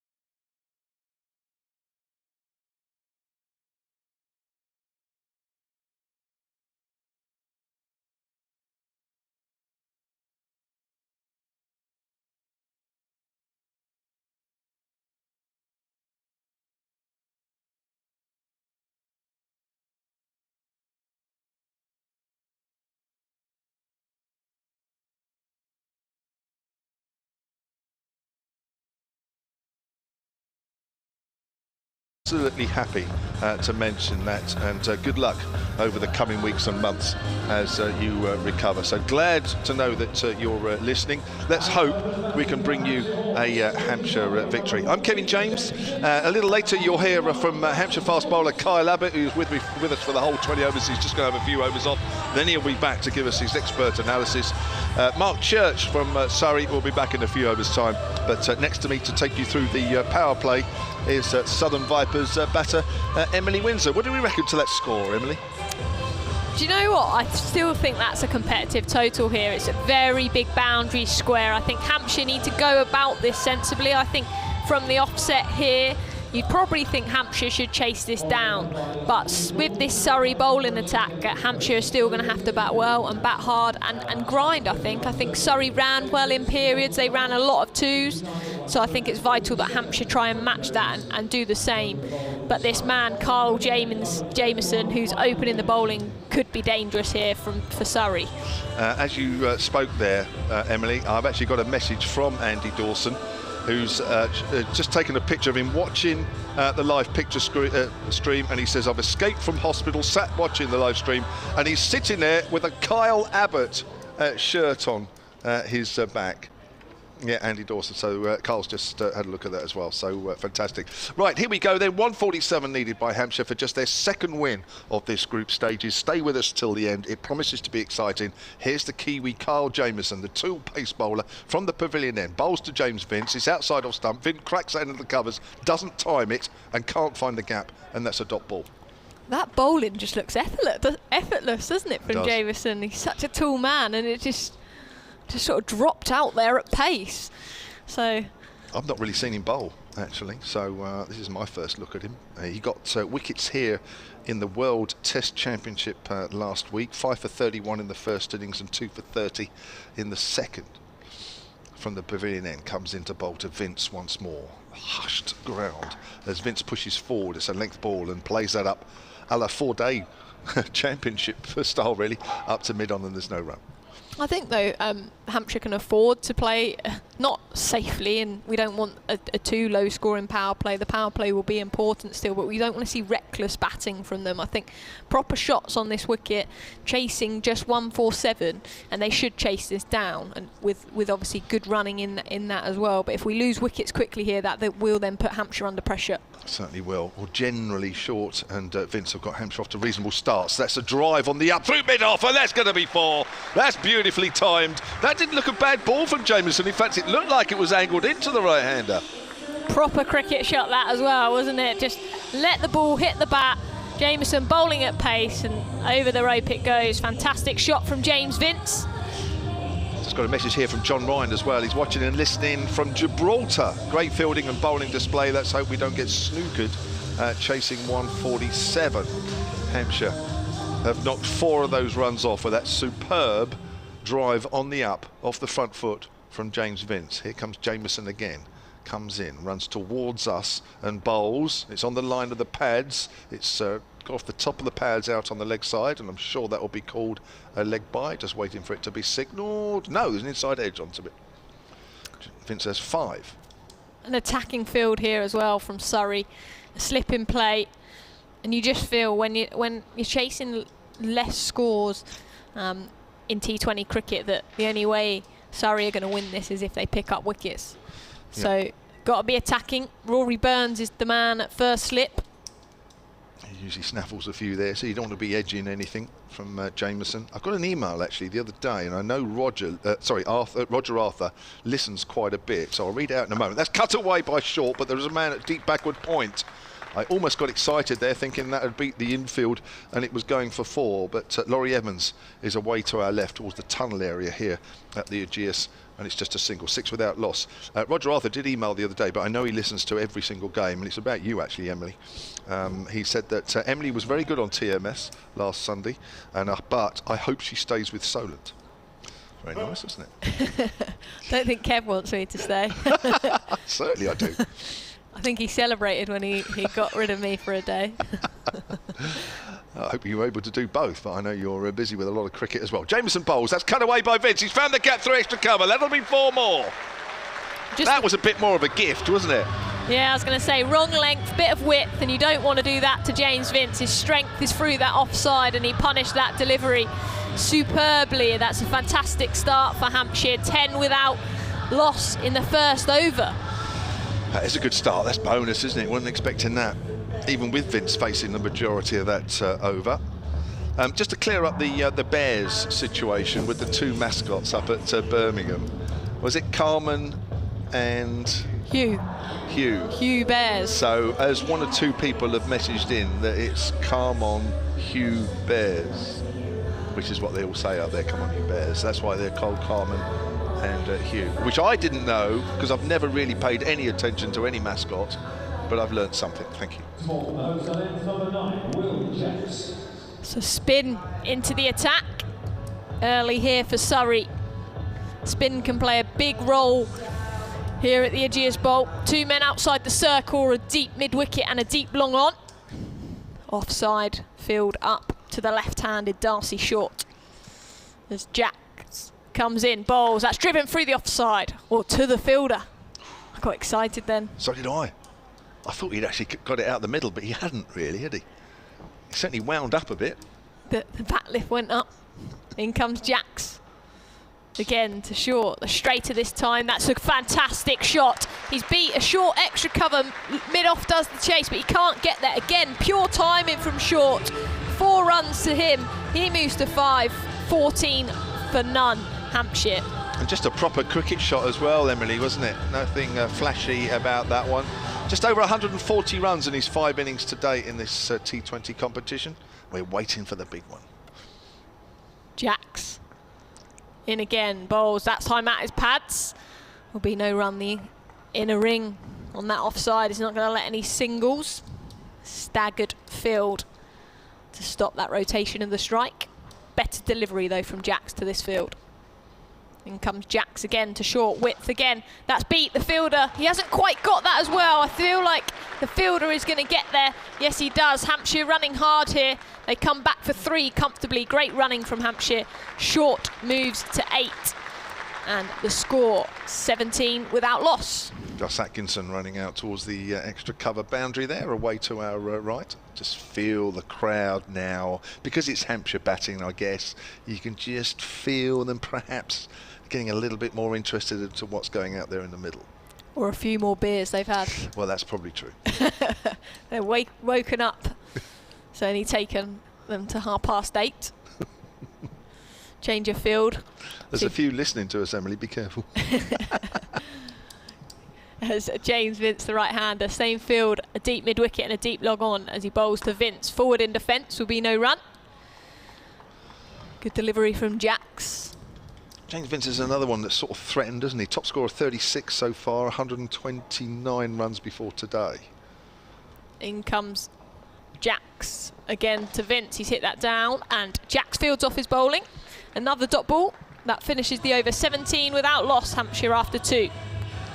I feel with James Vince, I think he needs to step up and go on and get that big score, and it'd be quite nice for him to do that today, because as you said, he's got starts, he's shown promise, but it's about actually going to get that 50 plus score to win the game for Hampshire. And how nice would it be for a Hampshire fan here today to see James Vince there at the end and knock the winning runs? That's for sure, yeah, just a 150 plus score for Hampshire, and that came from Colin de Grandon last Friday at Taunton.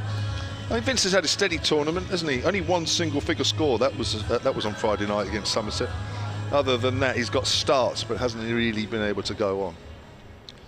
It's not really that competition, really, is it? 20 or 30 is worth a few more, but he's been playing all right. It's just sometimes he's got a little bit frustrated. It's who have we got now? We've got Atkinson into the attack with his medium pace, length ball to Darcy Short. He can't find the angle, just plays it back to the bowler. So Atkinson, the all-rounder in the Surrey side, 23 years of age. Interesting field this. There's no mid-wicket in play because they've got the slip. So you can't afford to get your line or length wrong here. No. Gaps on the leg side, that's for sure. Certainly a single as Atkinson right arm over. That's whipped away by Darcy Short. That's one of his main shots, that, as it goes out to deep square leg. That'll be just the single. That's Jamie Overton out there on the west side of the ground. 18 without loss. He likes to flick, doesn't he, Darcy Short? Yeah, he does. I'm sure Surrey have done their research. The man was out there waiting for exactly that. But well under control by Short. They don't need to do anything stupid here. Hampshire, proper cricket shots. If Surrey win tonight, I think with run rate, they might actually go top. They'll certainly be level on points with the top place side. This is the only South Group match taking place tonight. If Hampshire win this, they'll only move up one place above Middlesex because they're bottom of the table at the moment. Atkinson comes in. Vince has a little tickle at that one, or tries to, outside the off stump, and it goes through to Jamie Smith. That almost looked like he was trying to guide that to Rory Burns at slip there. Played that very late, didn't he? Third man up in the circle though, so potentially trying to split the field between backward point and third. Yeah, there is that gap, isn't there, for a single between backward point and extra cover, as Vince whips that away on the leg side. Doesn't really time it as the ball trickles along the ground out to deep square leg. Vince moves on to 10, and it's 19 without loss, Hampshire, in the third over here. Crowd's gone quiet again. They were sort of roused with those couple of sort of boundaries in the first over, weren't they? And now it's gone quiet again. It is such a weird atmosphere, and when obviously there's a boundary or end of over, there's music, but sort of otherwise it's dead silent. No. And it's been like this all round the games, and I'm sure Mark Church has experienced that as well. It's not T20 as we know it. It's a crowd. It's not as many as you'd expect, but it's an enhanced championship crowd, really. Let's be honest. There's a nice drive through extra cover from Darcy Short. That's 4 runs. Nicely timed on the up, and Short moves on to 13, or is that, yeah, 13, 23 with that loss. What a shot. Stand and deliver, really. All hands there from him. But a bit of width again from Atkinson. He hasn't quite got his line right there, and punished by Short. It's pretty much straight up and down right arm medium pace, isn't it, really, from Atkinson, who comes in again from that pavilion end. Trying to whip that away. He gets wrapped on the pad, Short. It goes out towards deepish gully. You'll feel he's missed out there a little bit, Darcy Short. I was saying that's one of his shots away on the leg side. End of the over. 3 overs gone, 23 without loss, chasing 147 for victory. Yeah, Hampshire got a lot of batting to come. Young Tom Preston next. For Hampshire, he's been very impressive for the second team and rightly deserved his chance for a first team call-up, and actually got a number on his shirt today. 24 on the back. But he will be wanting his 2 fellow teammates, James Vince and Darcy Short, to knock off a few more runs before we see him. Jamie Overton into the attack from the hotel end as he bowls into the right-handed James Vince. That's full, that's whipped away into the leg side. He's hit that hard, timed that out to the sweeper, so it will just be a single. Vince moves to 11, 24 without loss, Hampshire. Well, we're on the subject of Birmingham Bears. Actually, they had an easy win tonight. Yorkshire Vikings all out for 81, Birmingham Bears 86 without loss. So you wouldn't have seen too much of the mascots this evening. That game was over in double quick time. Just trying to look how many overs. In the 9th over, Birmingham chased that down. Different field to Darcy Short. The boundary sweepers tend to be squarer. That suggests where Short's strengths are. As Overton into the left-hander, that's a player miss outside the off stump. Again, limited feet, all hands, and no success this time from Short. Well bowled, Jamie Overton. Came slightly down the wrong line there, didn't he? I don't know if he was expecting the ball to go across him a little bit more, but the ball seemed to beat the inside edge. He certainly swung hard, though. He did. No slip in play now. Third and fine up on the boundary, just got a deep square and a deep backward cover out on the rope. Overton into short width. Again, he swung hard, no feet movement, and same result, straight through to the keeper. Jamie Smith, the man behind the stumps for Surrey. Nice swings of the bat. It's just down the wrong lines, unfortunately, at the moment, isn't it? I don't know if we're in that funny sort of light, Emily, really. We're sort of... You played under the lights the other day, didn't you, at Chelmsford? You didn't reach the lights, did you, at Edgbaston in that easy win over Sparks? But one of the warm-up games you played under lights at Chelmsford. We're in that sort of half funny light, aren't we? Yes, it is weird how different it is under lights as Overton in again. Width, the same result again, through to the keeper. Short swings and misses, and then swings his bat in frustration over the stumps. 3 plays and misses, and James Vince, the skipper, just going down to have a word with him. Do you feel like he needs to be doing this here? It's almost like he's trying to swing the ball too hard. Would a proper cricket shot? I've noticed he does it every now and then in games. He obviously does get very frustrated with himself, Darcy Short.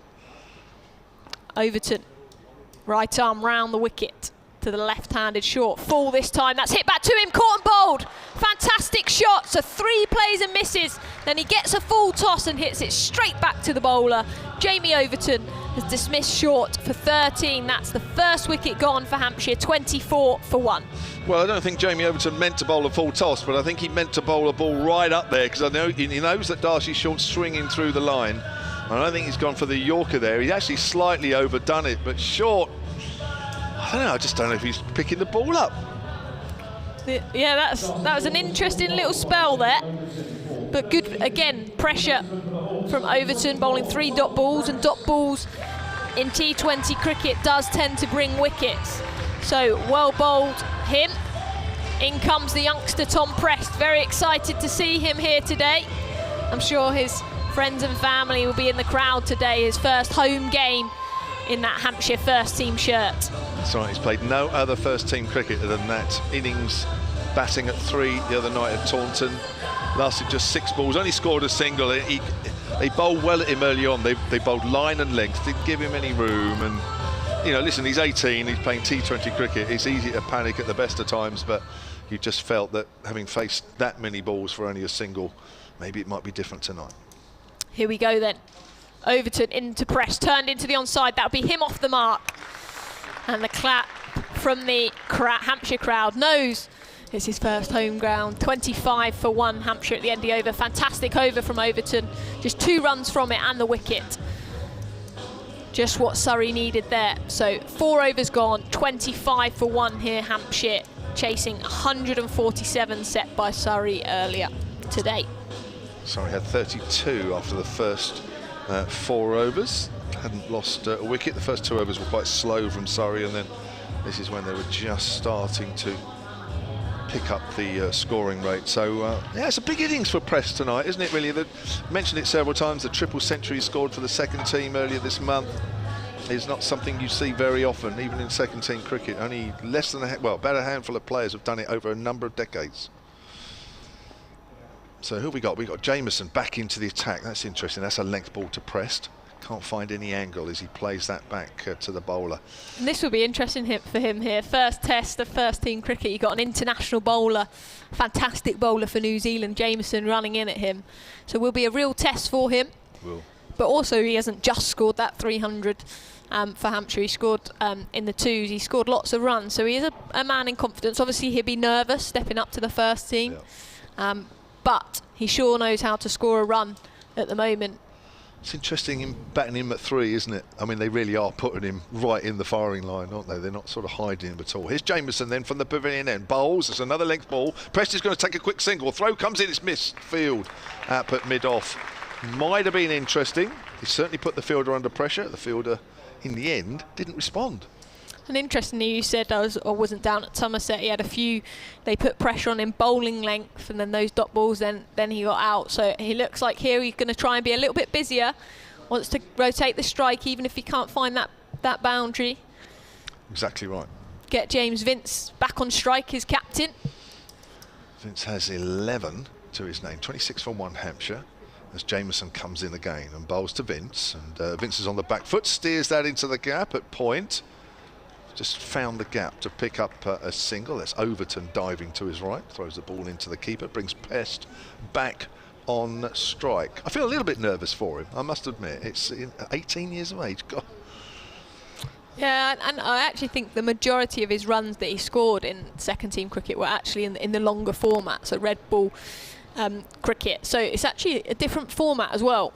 But they clearly back him, the Hampshire staff, and it's good to see them breeding some youngsters. Here comes Jameson then to Prest. It's full and Prest plays and misses. Pushing forward. That was a slight slower ball as well. That foxed him a little bit. Yeah, very full from Jameson.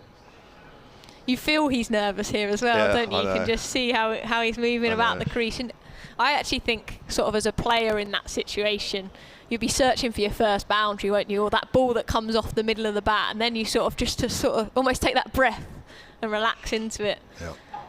So he'll be desperately wanting to find a single at least here, won't he? You can just feel it. 2 or 4 deliveries as Jameson comes in and bowls to him once more. It's a length ball. He's whipped that away in the air, but one bounce to mid-on. He'll pick up a single. That certainly wasn't timed, and I don't think that was quite where he was aiming either. No, definitely not. But you can see he's trying to be busy, and he is a man that clearly is a bit nervous. But I'm sure having James Vince at the other end, he'll be supporting him in that role. But the thing you don't want, from a Hampshire perspective, what you don't want is the pressure then to be put on James Vince to score runs and score quickly.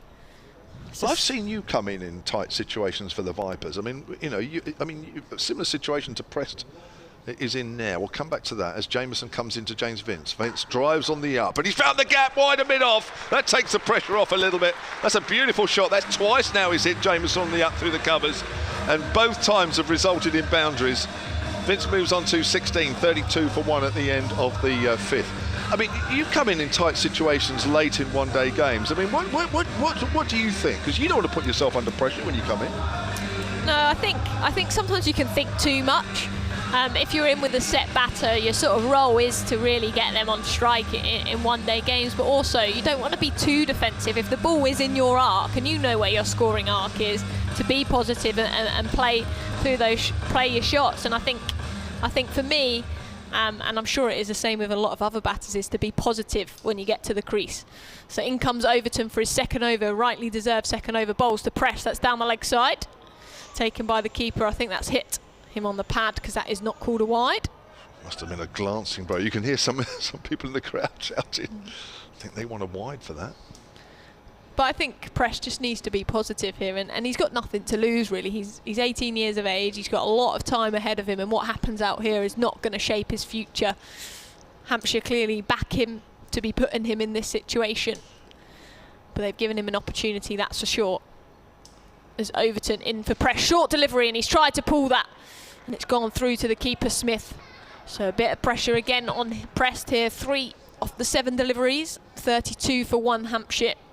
Final over the power play. It's clever bowling as well, isn't it? It's really good bowling because Overton knows that by keeping the pressure on Prest, they're also putting the pressure on Vince. Although Vince just looks chilled out at the other end. In he comes, Overton to Prest. That's whipped, and that's found fine leg. One bounce, it doesn't quite carry to him, but Prest gets a single, gets off strike. He moves to 4, 33 for 1.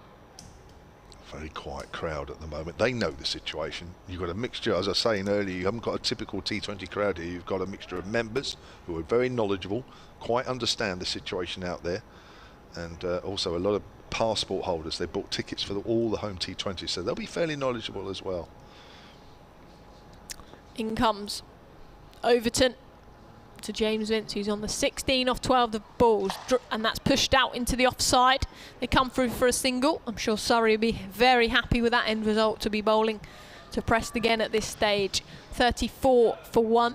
And I think at this T20 crowd, because it's not as full, because there is a capacity on the crowd, you don't have that usual bustle you sort of see on the terrace above the stands, and people sort of queuing to get the drinks or the pick and mix. Yeah.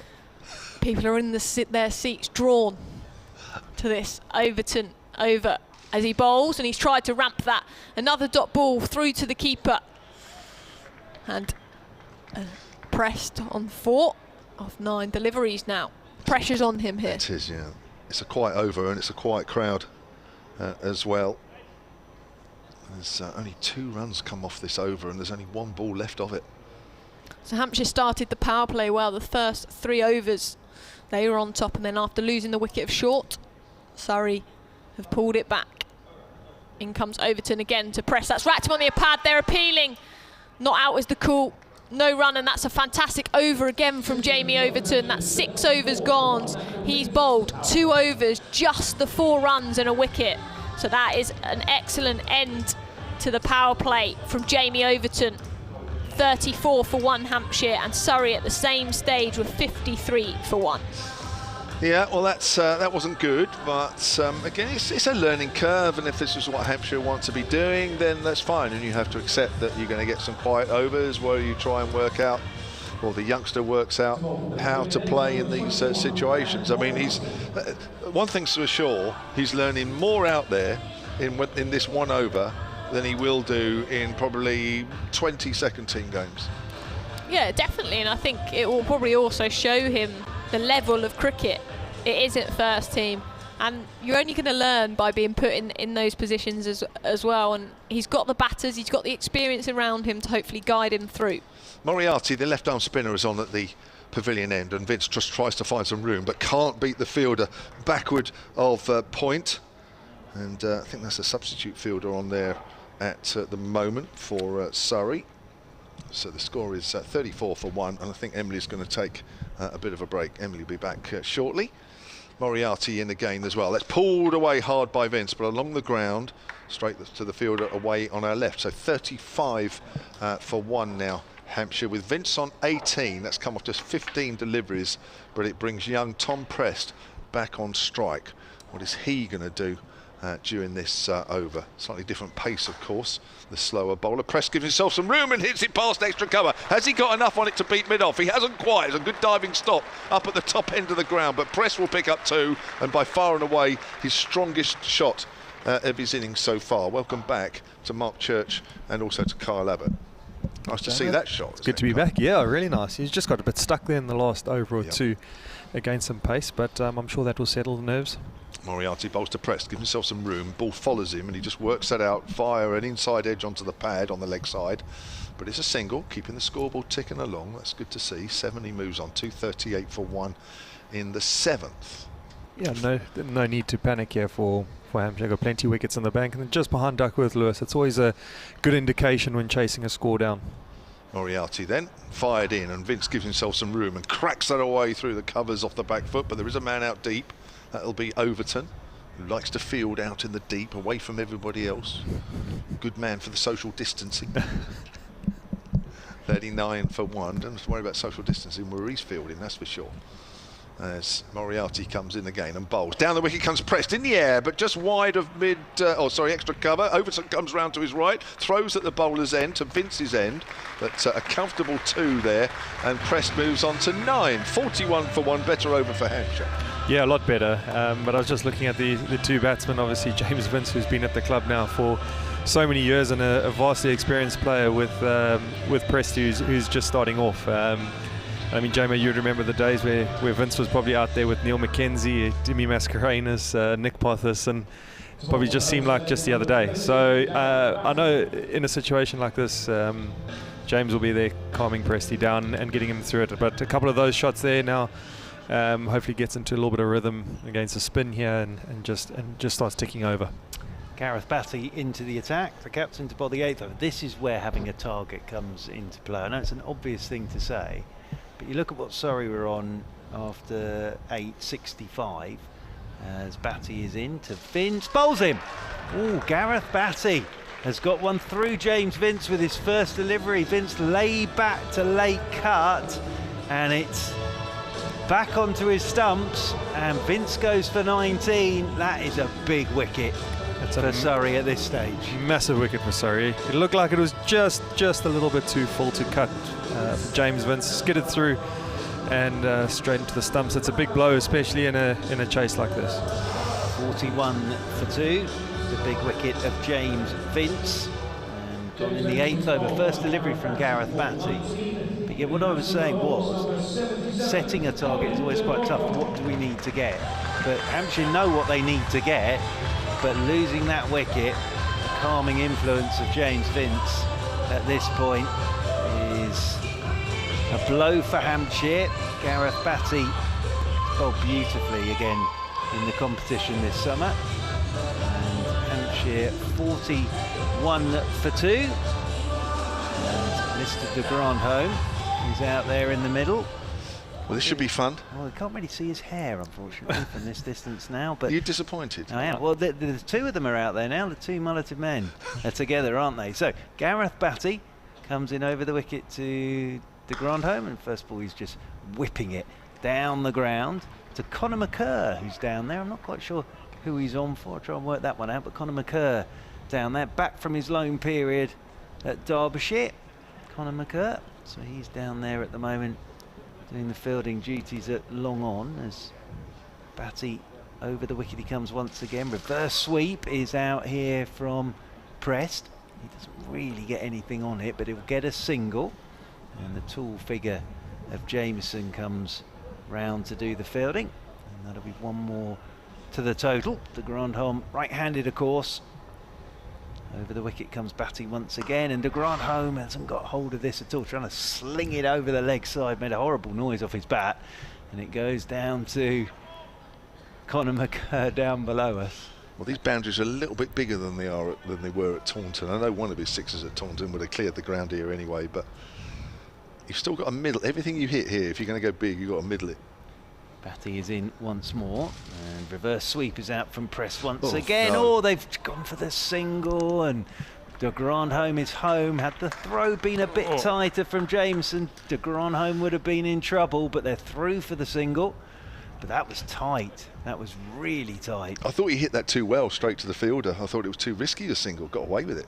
45 for 2. Batty into de Grandhomme, is pulling up and over the top of Gus Atkinson at short mid-wicket. Round comes Conor McCurr to do the retrieval work. The throw comes in. One bounce over the top of the stumps. They're back for 2. It's the end of the over. 8 have gone. The wicket of James Vince in that over.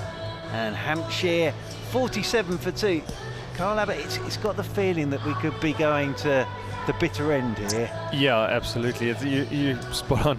Certainly does have that feel, but big partnership here. Hampshire just need to rebuild a little bit. Just stumbled a touch in the last over or so, obviously losing their crucial wicket. But I think the longer these two can bat, and the longer de Grandhomme can, will hopefully get us a bit closer there. Moriarty with his left arm spin will continue from the pavilion end. He's bowling to Prest, and it's quick, and it's cut away by Prest. Back with a point. There's going to be runs here. There's going to be at least 2. Won't quite go all the way to the rope. It'll be cut off. I think they'll settle for 2 as well. Maybe I was seeing things there, Carl, but in the last over when de Grandhomme ran his second, he seemed to be just taking his time. Maybe he was just taking his time. I worried that he'd pulled a muscle or something. Yeah, as soon as you looked at me, I went a little bit cold. I thought I might have to get out there at the end of the week. You always look like that when I look at you. Now it's on the leg side. Prest runs. De Grandhomme's called him through. Throw hits the stumps from the keeper. But de Grandhomme's Prest is okay. Chris Temple, the stadium announcer, is trying to whip the crowd up by saying that's the 50 up for Hampshire. I think most people responded.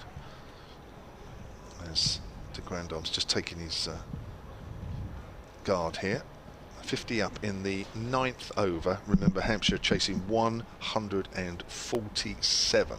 Required, the run rate from here on in is 8.5, which isn't big. De Grandhomme just cuts it away, can't find the gap, backward of point. And there is no run. Is that another substitute fielder on there, Churchy? No, they're back to full capacity now because Will Jacks was off. But Conor McCurr's gone off now. Right, okay. Moriarty again from that pavilion end, bowls to de Grandhomme, just works that away on the onside. Again, that's just a single as it goes out towards deep square leg. 51 for 2 now, Hampshire. De Grandhomme has 5, a run of ball 5. And Prest has moved on to 14, which is nice. That's come off 17 deliveries, so he's starting to get into his stride, the 18-year-old. Here he is facing Moriarty once more. Moriarty bowls on the line of leg stump. Nice sweep shot. That'll probably be only a single if it's picked up cleanly by the field. He's going to take the throw on. Prest, good running. Throw comes in, but he got a nice spurt on at the end. Well run. Yeah, he's just looked like he's been able to manipulate the field pretty well here against the spin, which is good to see. Normally the pace is easier to do that, but he's certainly coming. There's nice ones through extra cover and using his sweep well to get himself up to 16 off 18 now. Looks like he's just calming himself down a little bit. That's quicker and fired in off the back foot. He's in towards extra cover. That's misfielded. That shouldn't have been a run at all, but Prest will benefit by a single, and that will be the end of the over. He'll keep the strike. 9 overs gone here. 54 for 2, and Hampshire need another 93. I was thinking, but James Vince, good man for Prest to have at one end, but de Grandhome's not a bad fella to have for him either, is it? No, absolutely not. Two guys with a wealth of experience, and you imagine as a young 18-year-old coming out and batting with him and facing the likes of Carl Jamieson and even Batties, who's been around for forever and vastly experienced. So yeah, that'll be good. But Hampshire just need to keep an eye on the run rate here as it creeps to 8.5. It hasn't got much higher than that throughout this game. And you just think if it starts to get to 9s and 10s, where a ground that playing tonight, not easy to hit boundaries, but easy to run. Still, you don't really want to be looking at more than 10s going in towards the back end. Yeah. Gus Atkinson into the attack by the 10th over from the hotel end, wide down the leg side. First ball to Press, which wakes the crowd up, or wide wakes the crowd up. I think that's a very, very sarcastic cheer from the crowd. I think the umpires missed 2 wides down the leg side there tonight, so they're certainly on their back. They don't miss a beat, this crowd, do they? No. 55 for 2 as Atkinson over the wicket he comes to Prest, and Prest uses his feet and then slaps this out towards Ollie Pope, who's miles away there. Ollie Pope, and they'll pick up a single. De Grandhomme comes on to strike. Just 1 or 2 shots now from Press to start into arrow in on the middle of the bat. It's a little bit, 1 or 2 more shots are just a bit more confident. Yeah, absolutely. He gave himself a little bit of time there up front to get settled in, but certainly making a lovely sound off his bat. Yeah. De Grandhomme waits for Atkinson. Atkinson's in. De Grandhomme just works leg side, and we'll pick up a single. Bit of bat and thigh guard in that. So 1 more to De Grandhomme. He moves on to 6. 57 for 2. He's looked good so far, Prest. He really has. First time of seeing him out in the middle. Well, he was nervous at the start. There's no doubt about it, wasn't he? He was at Taunton, and that might happen for a few games yet. But he's quickly changing, starting to turn it around, isn't he? Atkinson's into him, and Press cuts down towards third man. Just be a single again as the throw comes in over the top of the stumps. 1 bounce, I suppose, for him. It's his first game here, isn't it? Under the lights, because the other one was abandoned because of the rain. So first game at home, under the lights, with a crowd in. And he's got a start. 19 off 21 balls, 58 for 2. I mean, we're nervous here, and nobody's watching us. Absolutely. Well, Carl not. As Atkinson over the wicket he comes to De Grandhomme. He's flicking at this off the pad, I think, down towards fine leg. They'll get back for 2. De Grandhomme scampers 2 leg bys, and now the crowd get into this. 2 more to the total, 60 for 2. I always find it remarkable, to be honest with you, when I think what I was doing at 18. I'd hate to think what you were doing at 18. Well, I wouldn't have been out here doing this, I'll tell you, that's for sure. I'd have been terrified, as I was anyway with what I was doing. It's in over the wicket. Comes Atkinson. Wow, De Grandhomme swung this one into the air, and he's gone. Caught by Jamie Overton.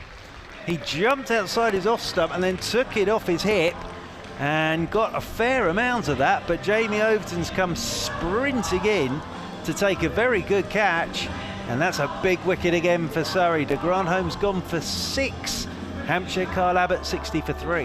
Yeah, timely wicket there for Hampshire. Unfortunately, De Grandhomme just holding out. As you said, got really far across and trying to access one of the bigger parts of the ground, and almost wanted to mishit it, so just flopped towards the edge of the circle to pick up 2, but hit it pretty well, and Overton came around and took a very good catch.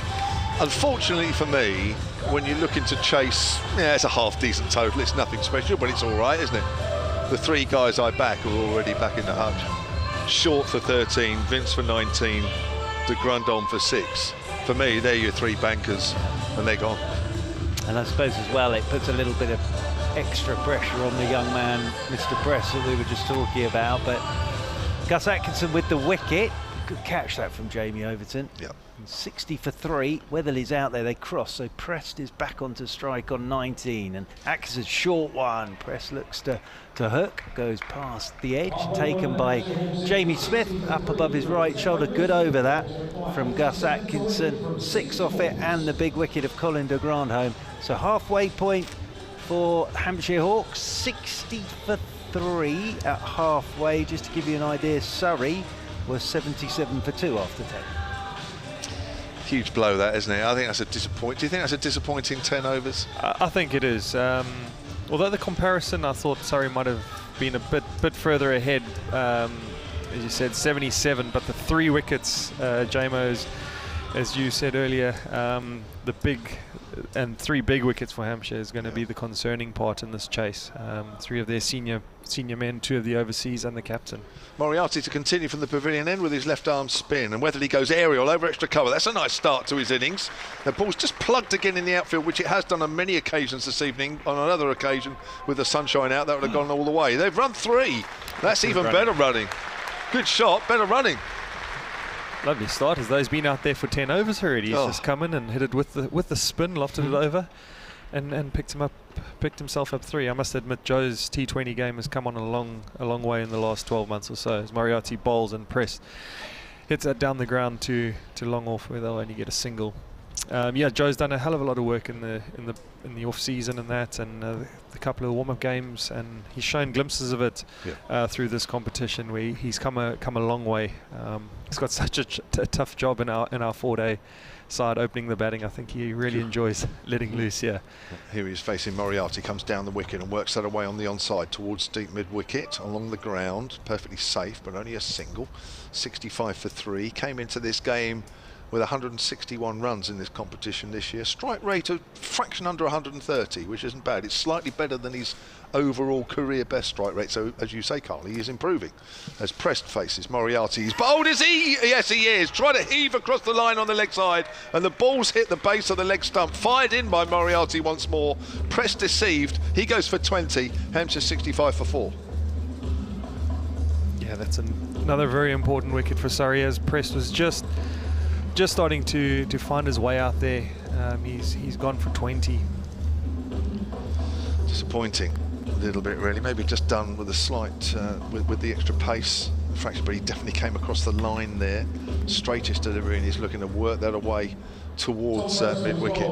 Another blow for Hampshire, and Joe Weatherly's got a bit to do. Lewis McManus coming in now.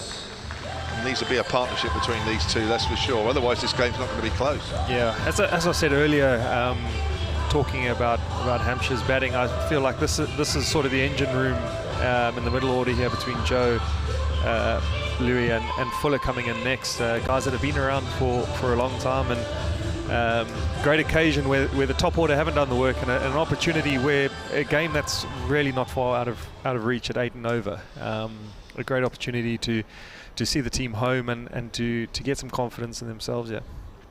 Lewis McManus, top scorer of 47 this year. That would have come at Radley in that high-scoring game where both sides got over 200, but Hampshire on the wrong side. As Moriarty bowls, and he's gone for a sweep shot straight away there, Lewis McManus, and I think that's come off the top edge. May do. It's running around towards third man, where Carl Jameson feels just inside the rope below us. Throw comes in, and they run 3. Again, excellent, it's good running. And it was a top edge from McManus. Crowd enjoyed that running. Willing Hampshire on. They need to be a lot further than this.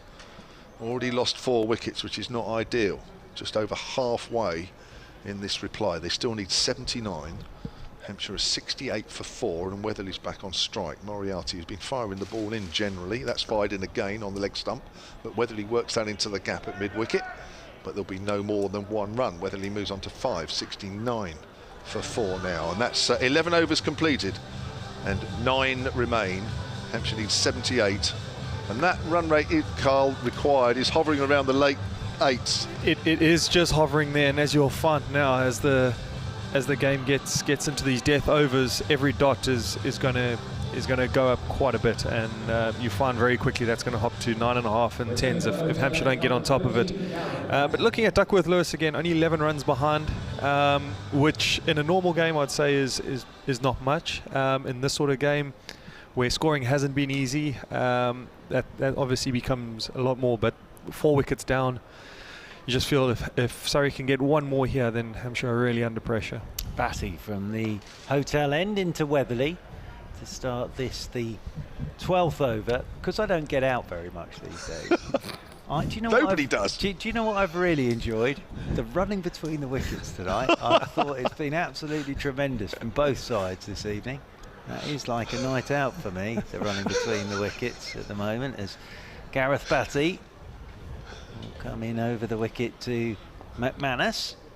McManus on 3, drills this one back up the pitch. Batty does the fielding off his own bowling, and there's no run. Laurie Evans down at long off, and Will Jacks at long on, down below us, up on high on top of the hotel, as McManus is just tying his laces up. So a slight delay. 70 for 4, that target. 147 for the Hampshire Hawks. And we're in the 12th over of their chase as Batty is into McManus. McManus turns leg side, can't find a single as Gus Atkinson does the fielding. But we've seen with every player tonight, no one's been able just to go out there from ball 1 and start knocking it round the ground. It's been hard work as this is turned by McManus towards Atkinson. This time he will get a single as the throw comes in from Atkinson. Geddes dives away to do the backing up. 71 for 4. But that will be the thing in the back of Surrey's minds, will be, you can keep it tight here. For anybody coming in, it's going to be very difficult to start launching it as Batty is in, and this is turned by Weatherly into the leg side. They'll take a single as up comes Jamie Overton to do the fielding. More to the total. Why is Gareth Batty playing? Because he hasn't always been playing in T20 of recent seasons, has he, or has he? No, he's been playing T20 the whole time, but he's not playing any championship anymore. Okay. He's doing lots of coaching now as Batty is in again and sweeping, reverse sweeping, and nicely played by McManus. He'll get a couple here as round comes Ollie Pope to do the fielding, and they'll pick up a couple more, so 2 more to the total, and 12 overs gone. Hampshire 74 for 4, but yeah, he's doing a lot of coaching now and working with Verdi and Moriarty and the second team championship wise. Yeah. But in the white ball stuff, he's still, well, I'm pretty sure if he played the red ball stuff, he'd still pick up wickets and be worth his place. But I think he's sort of got into that coaching side of things now. But in T20, he's still very He's got a big good brain, part. good brain on him. Yeah. Bowling, that's for sure. So after 12 overs, Surrey had 87 for 2. So Hampshire are only 13 runs behind correspondingly, but it feels a little bit further behind than that in truth. Yeah, Just it does. the way the game's- The weight of those 4 wickets. Yeah. It just puts Hampshire in a position now where they almost have to reconsolidate a little bit into sort of 15, 16, even to the 17th over as Jamie Overton is coming from the pavilion end and fires that one in straight at Weatherly's pads and just pops into the covers, and there's no run. Great figures from Overton so far. 1 for 4, the start of his 3rd. Yeah, been Best really from good him this season. You're right, probably has been the best. Yeah, this yeah, season. absolutely. He doesn't. He gets used in just 1 over bursts at the moment. You know, he's playing until the last couple of games. Actually, he's been playing more as a batsman, really. From the pavilion then, bowls to Weatherly once more, comes wide, it's short and it goes through Weatherly. My word, that ball went through. Good bouncer. Weatherly was a little bit late on the shot. It was very straight. Good carry through to Smith. Wow. Yeah, that's very well directed bounces for sure. But just going back to Jamie, he hasn't been at his best either in the 4-day championship. I think he took a bit of time to sort of get into it, and I think he just needs a bit of luck. Yeah. If that makes sense. Here he comes again then, running in, as he always does, wholehearted cricketer, and turned away by Weatherly to deep backward square leg, but there won't be any more than a single because there are 3 men out there. Laurie Evans, one of those picking the ball up there, then patrolling that rope away to our left. It's going to take a huge hit either in the air or very well struck along the ground to bisect those 3. There'll never ever be more than 2 at best. 75 for 4. Weatherly moves on to 8, and Hampshire still need 72 here as Overton comes in again and bowls to Lewis McManus this time, and Manus gives himself some room and woofs that away and misses it, and not too far away from the top of off stump as it goes through to Smith. Have we got a bit of dew out there or something? The ball seems to be going through nicely, doesn't it? It does seem to be skidding on a little bit, but Jamie's certainly coming in these 2.5 overs and found a length, and on show tonight between both teams is by far the quickest. So you always are going to extract something extra with that pace, and under lights it always, you're right, it just seemed a little bit greasier. run rate is creeping up. It's nearly 10 and over now as Manus works that away on the onside. Has he picked the gap? Are they going to pick up 2? It's not picked up cleanly, so they can come back for 2 cleanly. Ollie Pope trying to pick it up one-handed with his right hand. It didn't quite work for him on that occasion. 77 for 4 now, and McManus moves on to 8. But yeah, that run rate very shortly will be 10 and over, and that is very difficult indeed. It is very difficult. It's going to force Hampshire to get things going a little bit earlier than they would have liked to. Yeah, there's Overton again then to McManus, who whoops that away over wide of mid-on. He hasn't quite got all the bat on it. It's going out for at least 2. Again, the ball's plugged in the outfield. We're not getting any ball sort of rolling after all the weather we've had over the last few days. 79 for 4. That's 13 overs gone. We've got 7 overs left of this Hampshire innings, potentially, of course, unless they're bowled out. 68 needed. A word from Mark Church, and Emily Windsor will be taking my place. Yeah, it's interesting with Jamie Overton. He bowled 1 spell in the last championship game against Gloucestershire on the Saturday night, and the crowd was in, and they'd had a few, and there was a roar every time he ran in. But actually, it was a terrific spell of bowling, and I think he's settled in now. But I just think he needs in terms of championship cricket, he just needs a bit of luck as much as anything. Gareth Batty it will be from the hotel end, coming in over the wicket to Weatherly, and Weatherly's reverse sweeping, but Moriarty will do Overton will do the fielding down there at short third man, and there's no, you can feel the pressure building at the moment, can't you? You can really feel it building up and building up and building up, because as we said all evening, it is not easy just to come out and start smashing boundaries tonight. As Batty is in again, and using his feet is Weatherly, turns this one down towards long on. They'll get a single to Will Jacks as the throw comes back. Welcome back, Emily Windsor. Thank you, and that's the run rate required, just creeping up to 10s, which doesn't sound a lot, but on this pitch with a bigger outfield, it's going to be challenging to chase. McManus on 10, waits for Batty, comes down the pitch, Batty sees him, fires it in, and he'll get a single out there to Rory Burns at deep backward square. He of the ponytail, and 1 more to the total. 81 for 4, so that's another 66 from here, and we're in the 14th over. What will be the chat in the dressing room, Carl? How you want to be going about chasing 10s and over at this stage? I think that the biggest thing is just going to be no dot balls. As Batty comes away from us here, and Weatherly uses his feeting it down to long on, is just to make sure there's no dot balls. Dot balls at the moment are just going to be golden for Surrey, and I think if you can keep that and get your 4 5s and over with the occasional boundary, and just get as close as you can, and they're probably going to be talking about taking it really deep into sort of 18th and 19th over as Batty bowls, and Lewis off the back foot punches it down the ground to long on, and they get another single. Did you get that stat, Carl, on the 2s? I haven't. You know what? I sent a stat to Joe Maiden, our analyst, up in the change room, but I realised they've handed their phones in for security and anti-corruption and all that sort of stuff. Sweeping is Weatherly. Will get a single here to Moriarty at short fine leg. He'll probably let you know in the morning. The throw comes in over the top of the stumps. End of the over. 14 gone and 84 for 4 Hampshire. Just going back to Jamie Overton quickly as we're crossing over here and in between overs, and you're describing his spell against Gloucester late on in the day.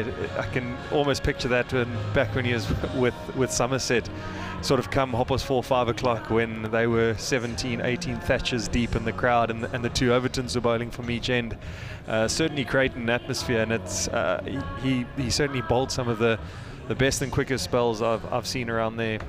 What interested me was, I think he also is one of those that might need a crowd. I think just to have people roaring on as he charges in, it just sort of lifts him.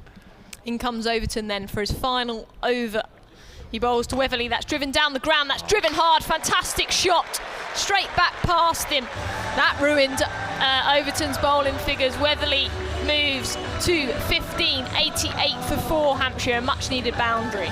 Much needed boundary, and it's probably the first ball he's pitched up tonight, which says quite a bit on this wicket.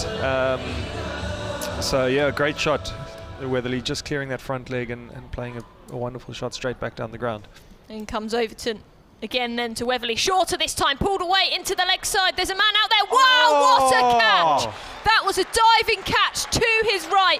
Is that the game-changing moment? Ollie Pope, the man out there. As a batter, you've just got to walk off there on the boundary rope, full-length dive, and Weatherly is gone for 15.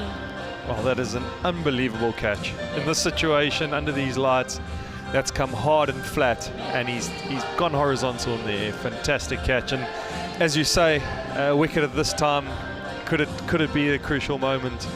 But still, James Fuller to come, who we know what he can do. He can strike it at quite a good rate. So yeah, going to be a bit of pressure on them now, but I think that's going to be a big moment in the game.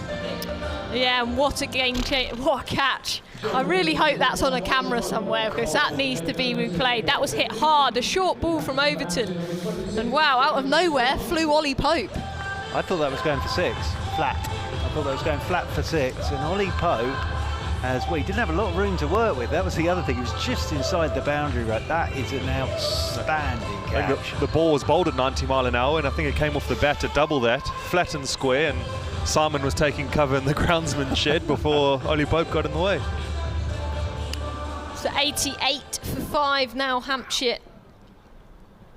In this tricky situation as Overton into the right-handed McManus bowls. That's turned away into the onside there. Think about 2. Ollie Pope coming round there again quickly. They won't get 2. Well fielded. And McManus moves to 13, 89 for 5. So just 5.3 overs remain and 58 runs needed. It's going to be very important now for Fuller to get going straight away, be it just strong shots and getting off strike, rotating strike, and just make sure the scoreboard doesn't come to a stop here with the loss of that wicket. Overton in again from the pavilion end, bowls to Fuller, and that's pushed to backward point. It's a dot ball, and that's a win for Surrey at this stage. 89 for 5. Hampshire in a challenging situation. The 5th wicket was lost for Surrey. They were at 132. So Hampshire losing their 5th wicket at just 89. As in comes Overton again from the pavilion end. The crowd silent here at the Ageas Bowl at the moment. Short ball ducked under by Fuller, and another dot ball for Surrey. Well bowled, Jamie Overton. I always used to get confused, to be honest. Don't worry, I've done it a few times as well. I tell you what, I'm thinking ahead to Sunday as well, actually. And Jamie Overton here's bowled with a lovely rhythm. And just thinking ahead to you guys doing battles starting on Sunday. That's doing the world of good, I think. In comes Jamie Overton for the final ball of his spell. Advance from Fuller, shorter, quicker delivery. Nothing can be done, and that is a fantastic spell for him. 4 overs, 14 runs, and 2 wickets. Wow. Yeah, that's a brilliant spell of bowling from Jamie. All respect there. He kept it very simple, bowled hard, fast back of a length, used the short ball very well, and the only ball he did pitch up, he got hit for 4. So excellent spell of bowling and kept it very simple there. Well done.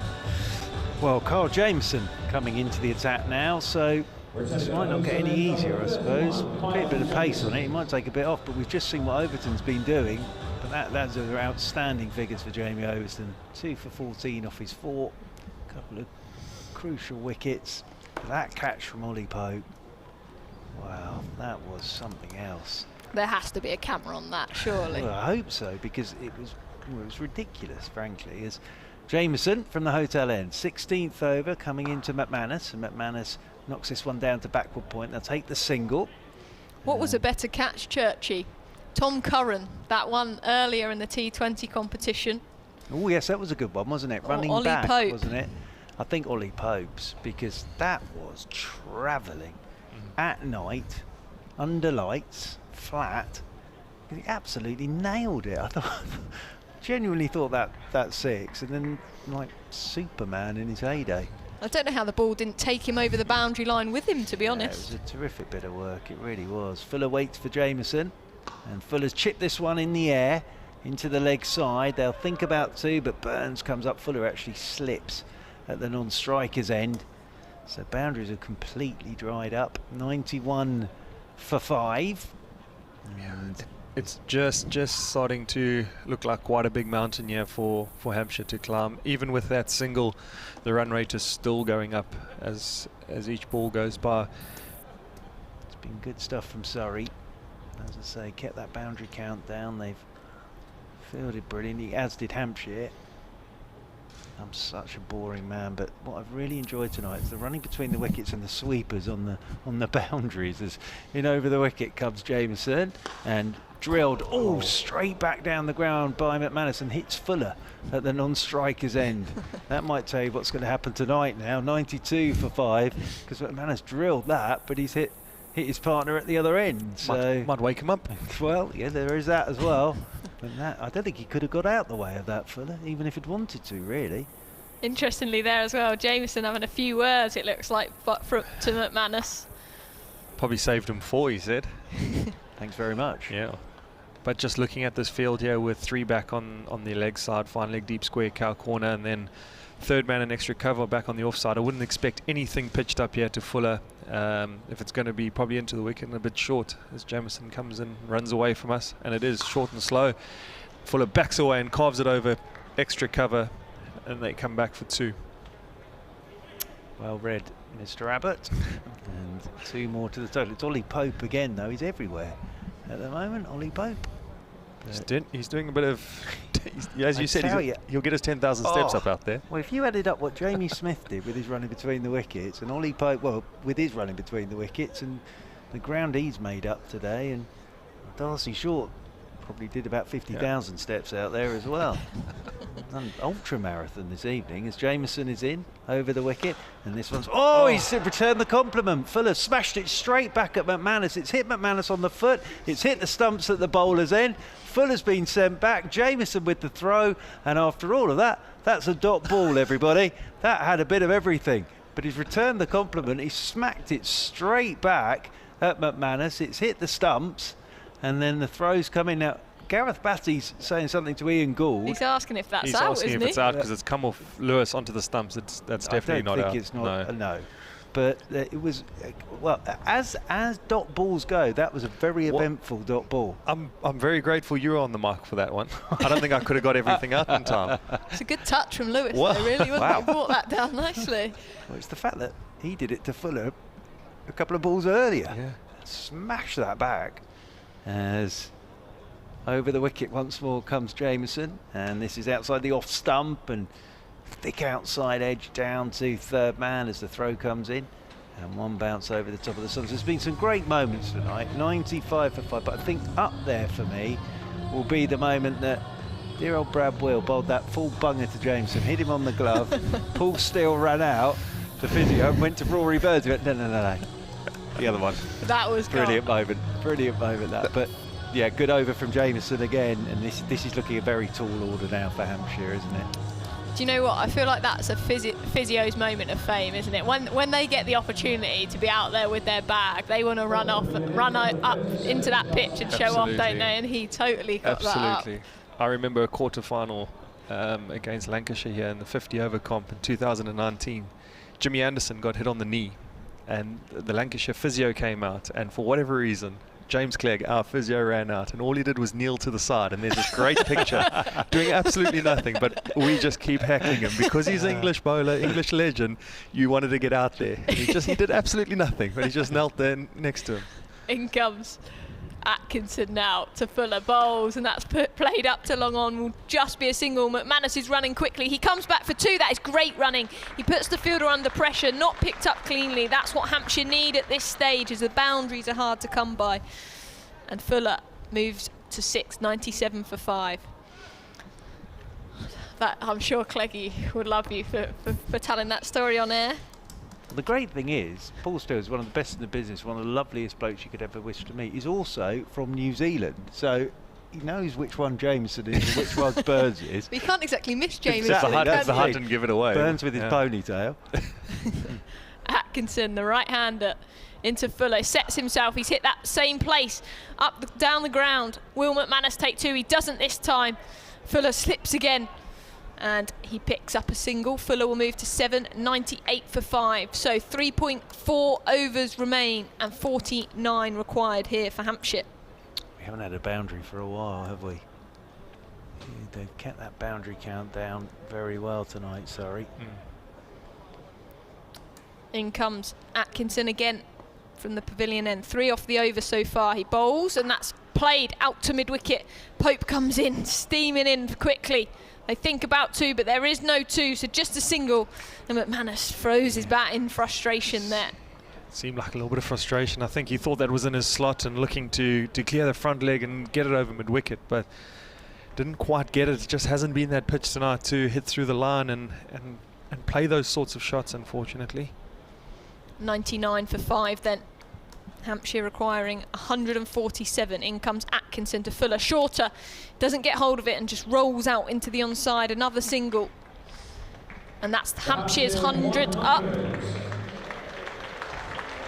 And the crowd you can hear there. Finally a bit of atmosphere. Ian Gould took his cap off there and waved it to the crowd. He's a character, isn't he, Gunnar? He absolutely. Have you read his book? I haven't. He's probably told me about it. And Atkinson into McManus. He's gone to Rampit. That's straight through to the keeper. Dot ball from Surrey, and a dot ball. A big win at this stage. The amount Gunnar chats to me out there when I'm bowling, I probably don't have to read it. Absolutely. I reckon you've told me every story. Probably had the audio book already. Yeah, have, I reckon I have. Live from the author. Yeah, with a few more adjectives and colourful words coming personally from Gunnar. Atkinson in again to McManus. That's wide outside the off stump, and there he goes. Umpire signals the wide, and a clap from the Hampshire crowd. 101 for 5. It's a very good cricketer, Ian Gould. Very good keeper batsman. England. And Sussex and Middlesex, of course, terrific cricketer. He's told us all the championships he won. Oh no, he has. Yep. Tells us every time. He took in one day. Oh yeah. Yep. Atkinson into McManus. That's shorter. He's hit that back up to long on, and McManus is dismissed. He's gone for 16 off 15 deliveries, and that's 101 for 6 now. And McManus is walking back to the pavilion. Yeah, Rory Burns the catcher, and you have to say Surrey have been very good with the ball tonight. They really have, and that boundary count will be fascinating looking back at this. And they've just completely shut Hampshire down, much like Hampshire did to Surrey sort of second half of the Surrey innings. But yeah, this looks a very tall order now for Hampshire. It's actually been very interesting to see how both bowling units have gone about it in the last couple of overs, where Hampshire closed them out by using Yorkers and going really full, where Surrey have used a lot of stuff into the pitch, using their bounces a lot more, and even that one, Louis really having to try and drag that from wide and high, field set to the ball and well executed. Do you feel as well that's potentially a good option, because the boundaries are so long square, so bowling into the pitch, you've got to really get hold of it, haven't you, to clear the boundary ropes? Yeah, you absolutely, that's spot on. But also, normally fielding first, you're just trying to do damage control, and that's usually your Yorkers. And then when you're defending and that, you've got a bit more idea of what the pitch is doing. As Jamieson bowls full and wide to Wood, the new batsman, who hits it straight to Batty at extra cover, and they scamper through for the single. Yeah, I think that sort of the boundary count, there hasn't been a lot in this Hampshire innings. And there weren't that many actually in the Surrey innings, really. But there hasn't been a boundary for quite some time for Hampshire. Also, there was that period, wasn't there, where Ollie Pope and Smith were in, and they ran extremely well. Jameson comes in over the wicket to Fuller. And Fuller drives out towards deepish backward point, and they'll get back for 2. Good running again from Fuller, gets back for the second with the throw coming in from Geddes, but back for 2 he comes, and Fuller moves on to 10 now, and Hampshire moving on to 104 for 6 in the 18th over, so 43 more required by Hampshire. I must go and get my eyes tested. I can hardly see that scoreboard away in the distance. I'm not going to lie. It's all a bit of a blur. It's a blur for me too, Oh, and I good. have That my makes me contact feel lenses better. in. So unless Carl tells us it's clear as day, then we're It's both keen to go clear to as Clear as day. What do day, you want to yeah. know? Strike need to- rates, run rates? Yeah, I'll be off to the optician in the morning then. As in over the wicket once again comes Jameson, and this is drilled out into the offside by Fuller. Should get 2 as the throw comes in from Laurie Evans. Will get 2, and Fuller moves on to 12. 106 for 6. Quite an interesting field here that Jamison's bowling to. He's just changed it slightly. He's still got those same 3 out, except his third man has come very, very fine and tighter on the keeper's right shoulder. His backward point now is well behind point. You'd almost call it a square third man, and that extra covers come onto point. Probably setting up for 2 or 3 different balls here, something quite slow into the wicket with the leg side, and then those full wide Yorkers out to those point. He's in Jameson, and he's right up there on the toes of Fuller. He gets bat on it. It rolls up there to Will Jacks, stood at mid-on, so Chris Wood comes back onto strike, who bowled fantastically well at the back end of the Surrey innings, Chris Wood. Now he's got to swing the bat, try and find the boundary rope. 40 more required by Hampshire, and there are 14 balls of this game remaining. Wood survey of the field and settles himself down over his bat as Jameson runs away from us, comes over the wicket. Wood's gone down the ground. Now he's got enough of this to get it up and over the top of Laurie Evans. It plugs, spins back to within 2 foot of the pin, and they'll get 2 there, because that did have backspin on it from Chris Wood. I was just about to judge that. It's probably about an 80, 90 yard shot that he's just settled in next to the pin there. Fantastic. It would have worked well in the second at Boundary Lakes, I think. Yeah. Is that the one with the lake where you sort of go back? It's a little par 3. Par 3 2 goes across the water. Yeah, it's only about 190 yards. Yeah, 195 yards around there. I think I put at least 8 balls in that the last time I well. You can ask a few of the cricketers; they've done the same. As Jameson in over the wicket, he comes to Wood and full ball, and that's drilled by Wood out towards Ollie Pope. Comes around quickly to do the fielding. They'll get back for 2 more, but they need boundaries, Hampshire. And it's the end of the Jameson over. It's the end of the Jameson spell. None for 33 tonight for him, but 111 for 6 then after 18 overs, and Carl Abbott 36 required off 2. Yeah, it's just realistically now probably out of Hampshire's reach. But having a look here, I want to say it is Gareth Batty's going to come on. I saw the helmet being run on. With James Fuller on strike, you're going to feel that probably at least 3, maybe even 4 of these need to go out the ground in this over to have any sort of run at the last, what would that be, 12 in the 20th over. Well, Billy Root did it in the last over last night of the Glamorgan innings, hit 4 6s. From a Hampshire point of view, James Fuller's probably one of the men that if we're going to clear the rope, they're going to. As Batty comes in, Fuller advances, that's hit down the ground, hit hard, but it'll just be a single. Tell you what, it's a bold strategy from Batty to bowl himself here in this over. I mean, I know they're 6 down, but an off-spinner bowling to 2 right-handers in the 19th over, it's bold, but he obviously backs himself. He's got so much experience, and I think he knows exactly what to do in the situation. Batty to Wood, that's hit hard, that's gone through mid-wicket, but again, Pope is so quick out there. He comes round, but they do come back for 2. 114 for 6, Wood moves to 9. I'll tell you what, Wood is hitting the ball quite cleanly here, isn't he? Always has been a very good striker. Batty, and again the off-spinner to Wood, advances, and that's hit There's one. over the top into the stands, and that is 6. As Carl said, there is 1. Great striking from Wood. The score moves to 120 and Wood to 13 off just the 5 deliveries. What I'm going to say between these two, they're not going to go down wondering by the end of this Batty over. Batty again to Wood, and play a miss outside the off stump. He swung there, trying to go over the offside, and doesn't connect. Good bit of bowling that from Gareth Very Batty. almost saying, right, swing that one over mid-wicket. So there's his experience after getting hit over mid-wicket. He's put that almost just inside the wide line at a very difficult length to hit. 2 balls remain in this over as Batty bowls. That swung hard again. That's out to long on, and he takes the catch. Wood is gone for 13 off 7 deliveries, and Hampshire now 120 for 7.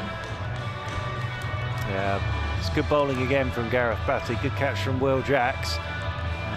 And well, Wood actually, to be fair to him, was one of the batsmen that's come out and did look like he was going to smack it from ball 1 and got one into the stand, but after that, dot ball and the wicket. It's gone for 13, Chris Wood. Well, he was doing the right thing, wasn't he? He had to go at that point at this stage. Hampshire needed boundaries, and yes, he did hit it cleanly, but straight to that boundary fielder as Batty bowls to the right-handed Fuller. Fuller comes outside the off stump, drags that out to long on again, so it will just be a single, and the score 121 for 7. And that means 6 balls remain and 26 required. It's going to be an ask, isn't it, for Hampshire? Because I don't know, but that 6 from Wood would have been the first boundary for at least 5, 6, 7 overs. I think we haven't had a boundary for ages. So to do it off Gus Atkinson, who I think is going to bowl the last over. Now, it's Gus Atkinson who bowled the last over last night, which Billy Root hit for 4 sixes, so that'll be in the back of his mind, but he's defending tonight. That was setting a target from Morgan yesterday, and this is a different pitch and completely different game, obviously. There's the beauty of county cricket right there. It can be pretty brutal 24 hours ago. In that situation, you're back in it now. There's no time to rest, no time to think about it. You got to keep going. And I mean, this game at the best of times can stand on people, but in a county circuit, when it's not going your way, some of those weeks and months can feel very dark, very lonely. But yeah, he's got a great opportunity now to rectify what he did last night, and if he does, it will be as though last night never happened. Exactly. And he'll crack on to the next game. Well, he's got good figures at the moment. 2 for 16, Gus Atkinson. He's been impressive in the games he's played in the T20 this season.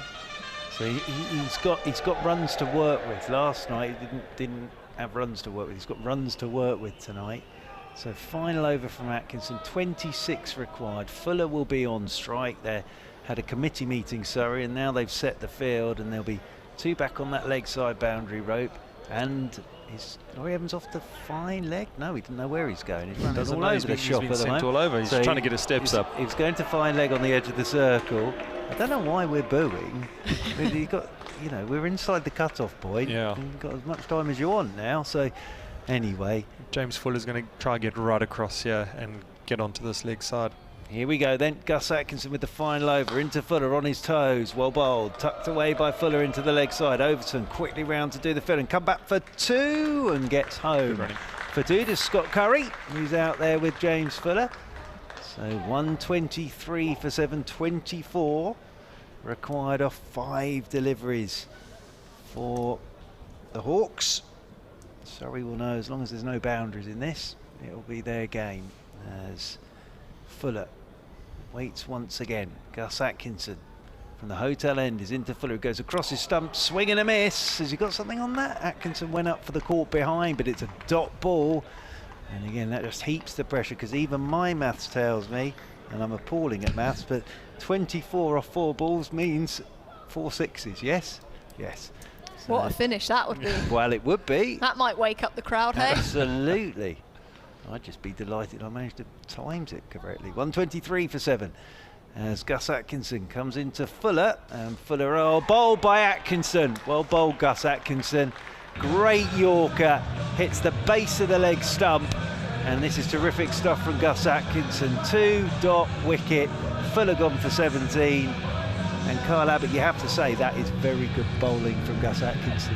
That is an excellent Yorker, and it's been one of quite a few that we've seen tonight. Very well executed Yorkers, but to hold his nerve there, especially when Fuller's walking so far across and covering his stumps, looking to access that leg side, it can get quite intimidating as a bowler, and especially as a youngster. But held his nerve well there and executed a perfect leg stump Yorker. 3 for now for Gus Atkinson, 3 for 18. I think that says on the scoreboard, but with my eyesight, it could be anything to you are fair. correct. Am I? Thank you. At 5.1, and he's bowled 3.3. Thank you very much. Anything else? Very much. I genuinely can't see any of that. You can't see anything? You could have told me anything there. Here comes Atkinson then, in over the wicket to Mason Crane, and again, right up there in the block hole. Crane gets a bat on it, it rolls away out towards extra cover. So this will be a good win for Surrey. They've defended it brilliantly, I think, tonight. They've been terrific in the field. Hampshire were terrific in the field as well. There's been lots of great bowling, great fielding. That catch from Ollie Pope, wow. As Gus Atkinson comes in over the wicket to Curry, his first ball, and Curry's shot drives this straight to the edge of the circle.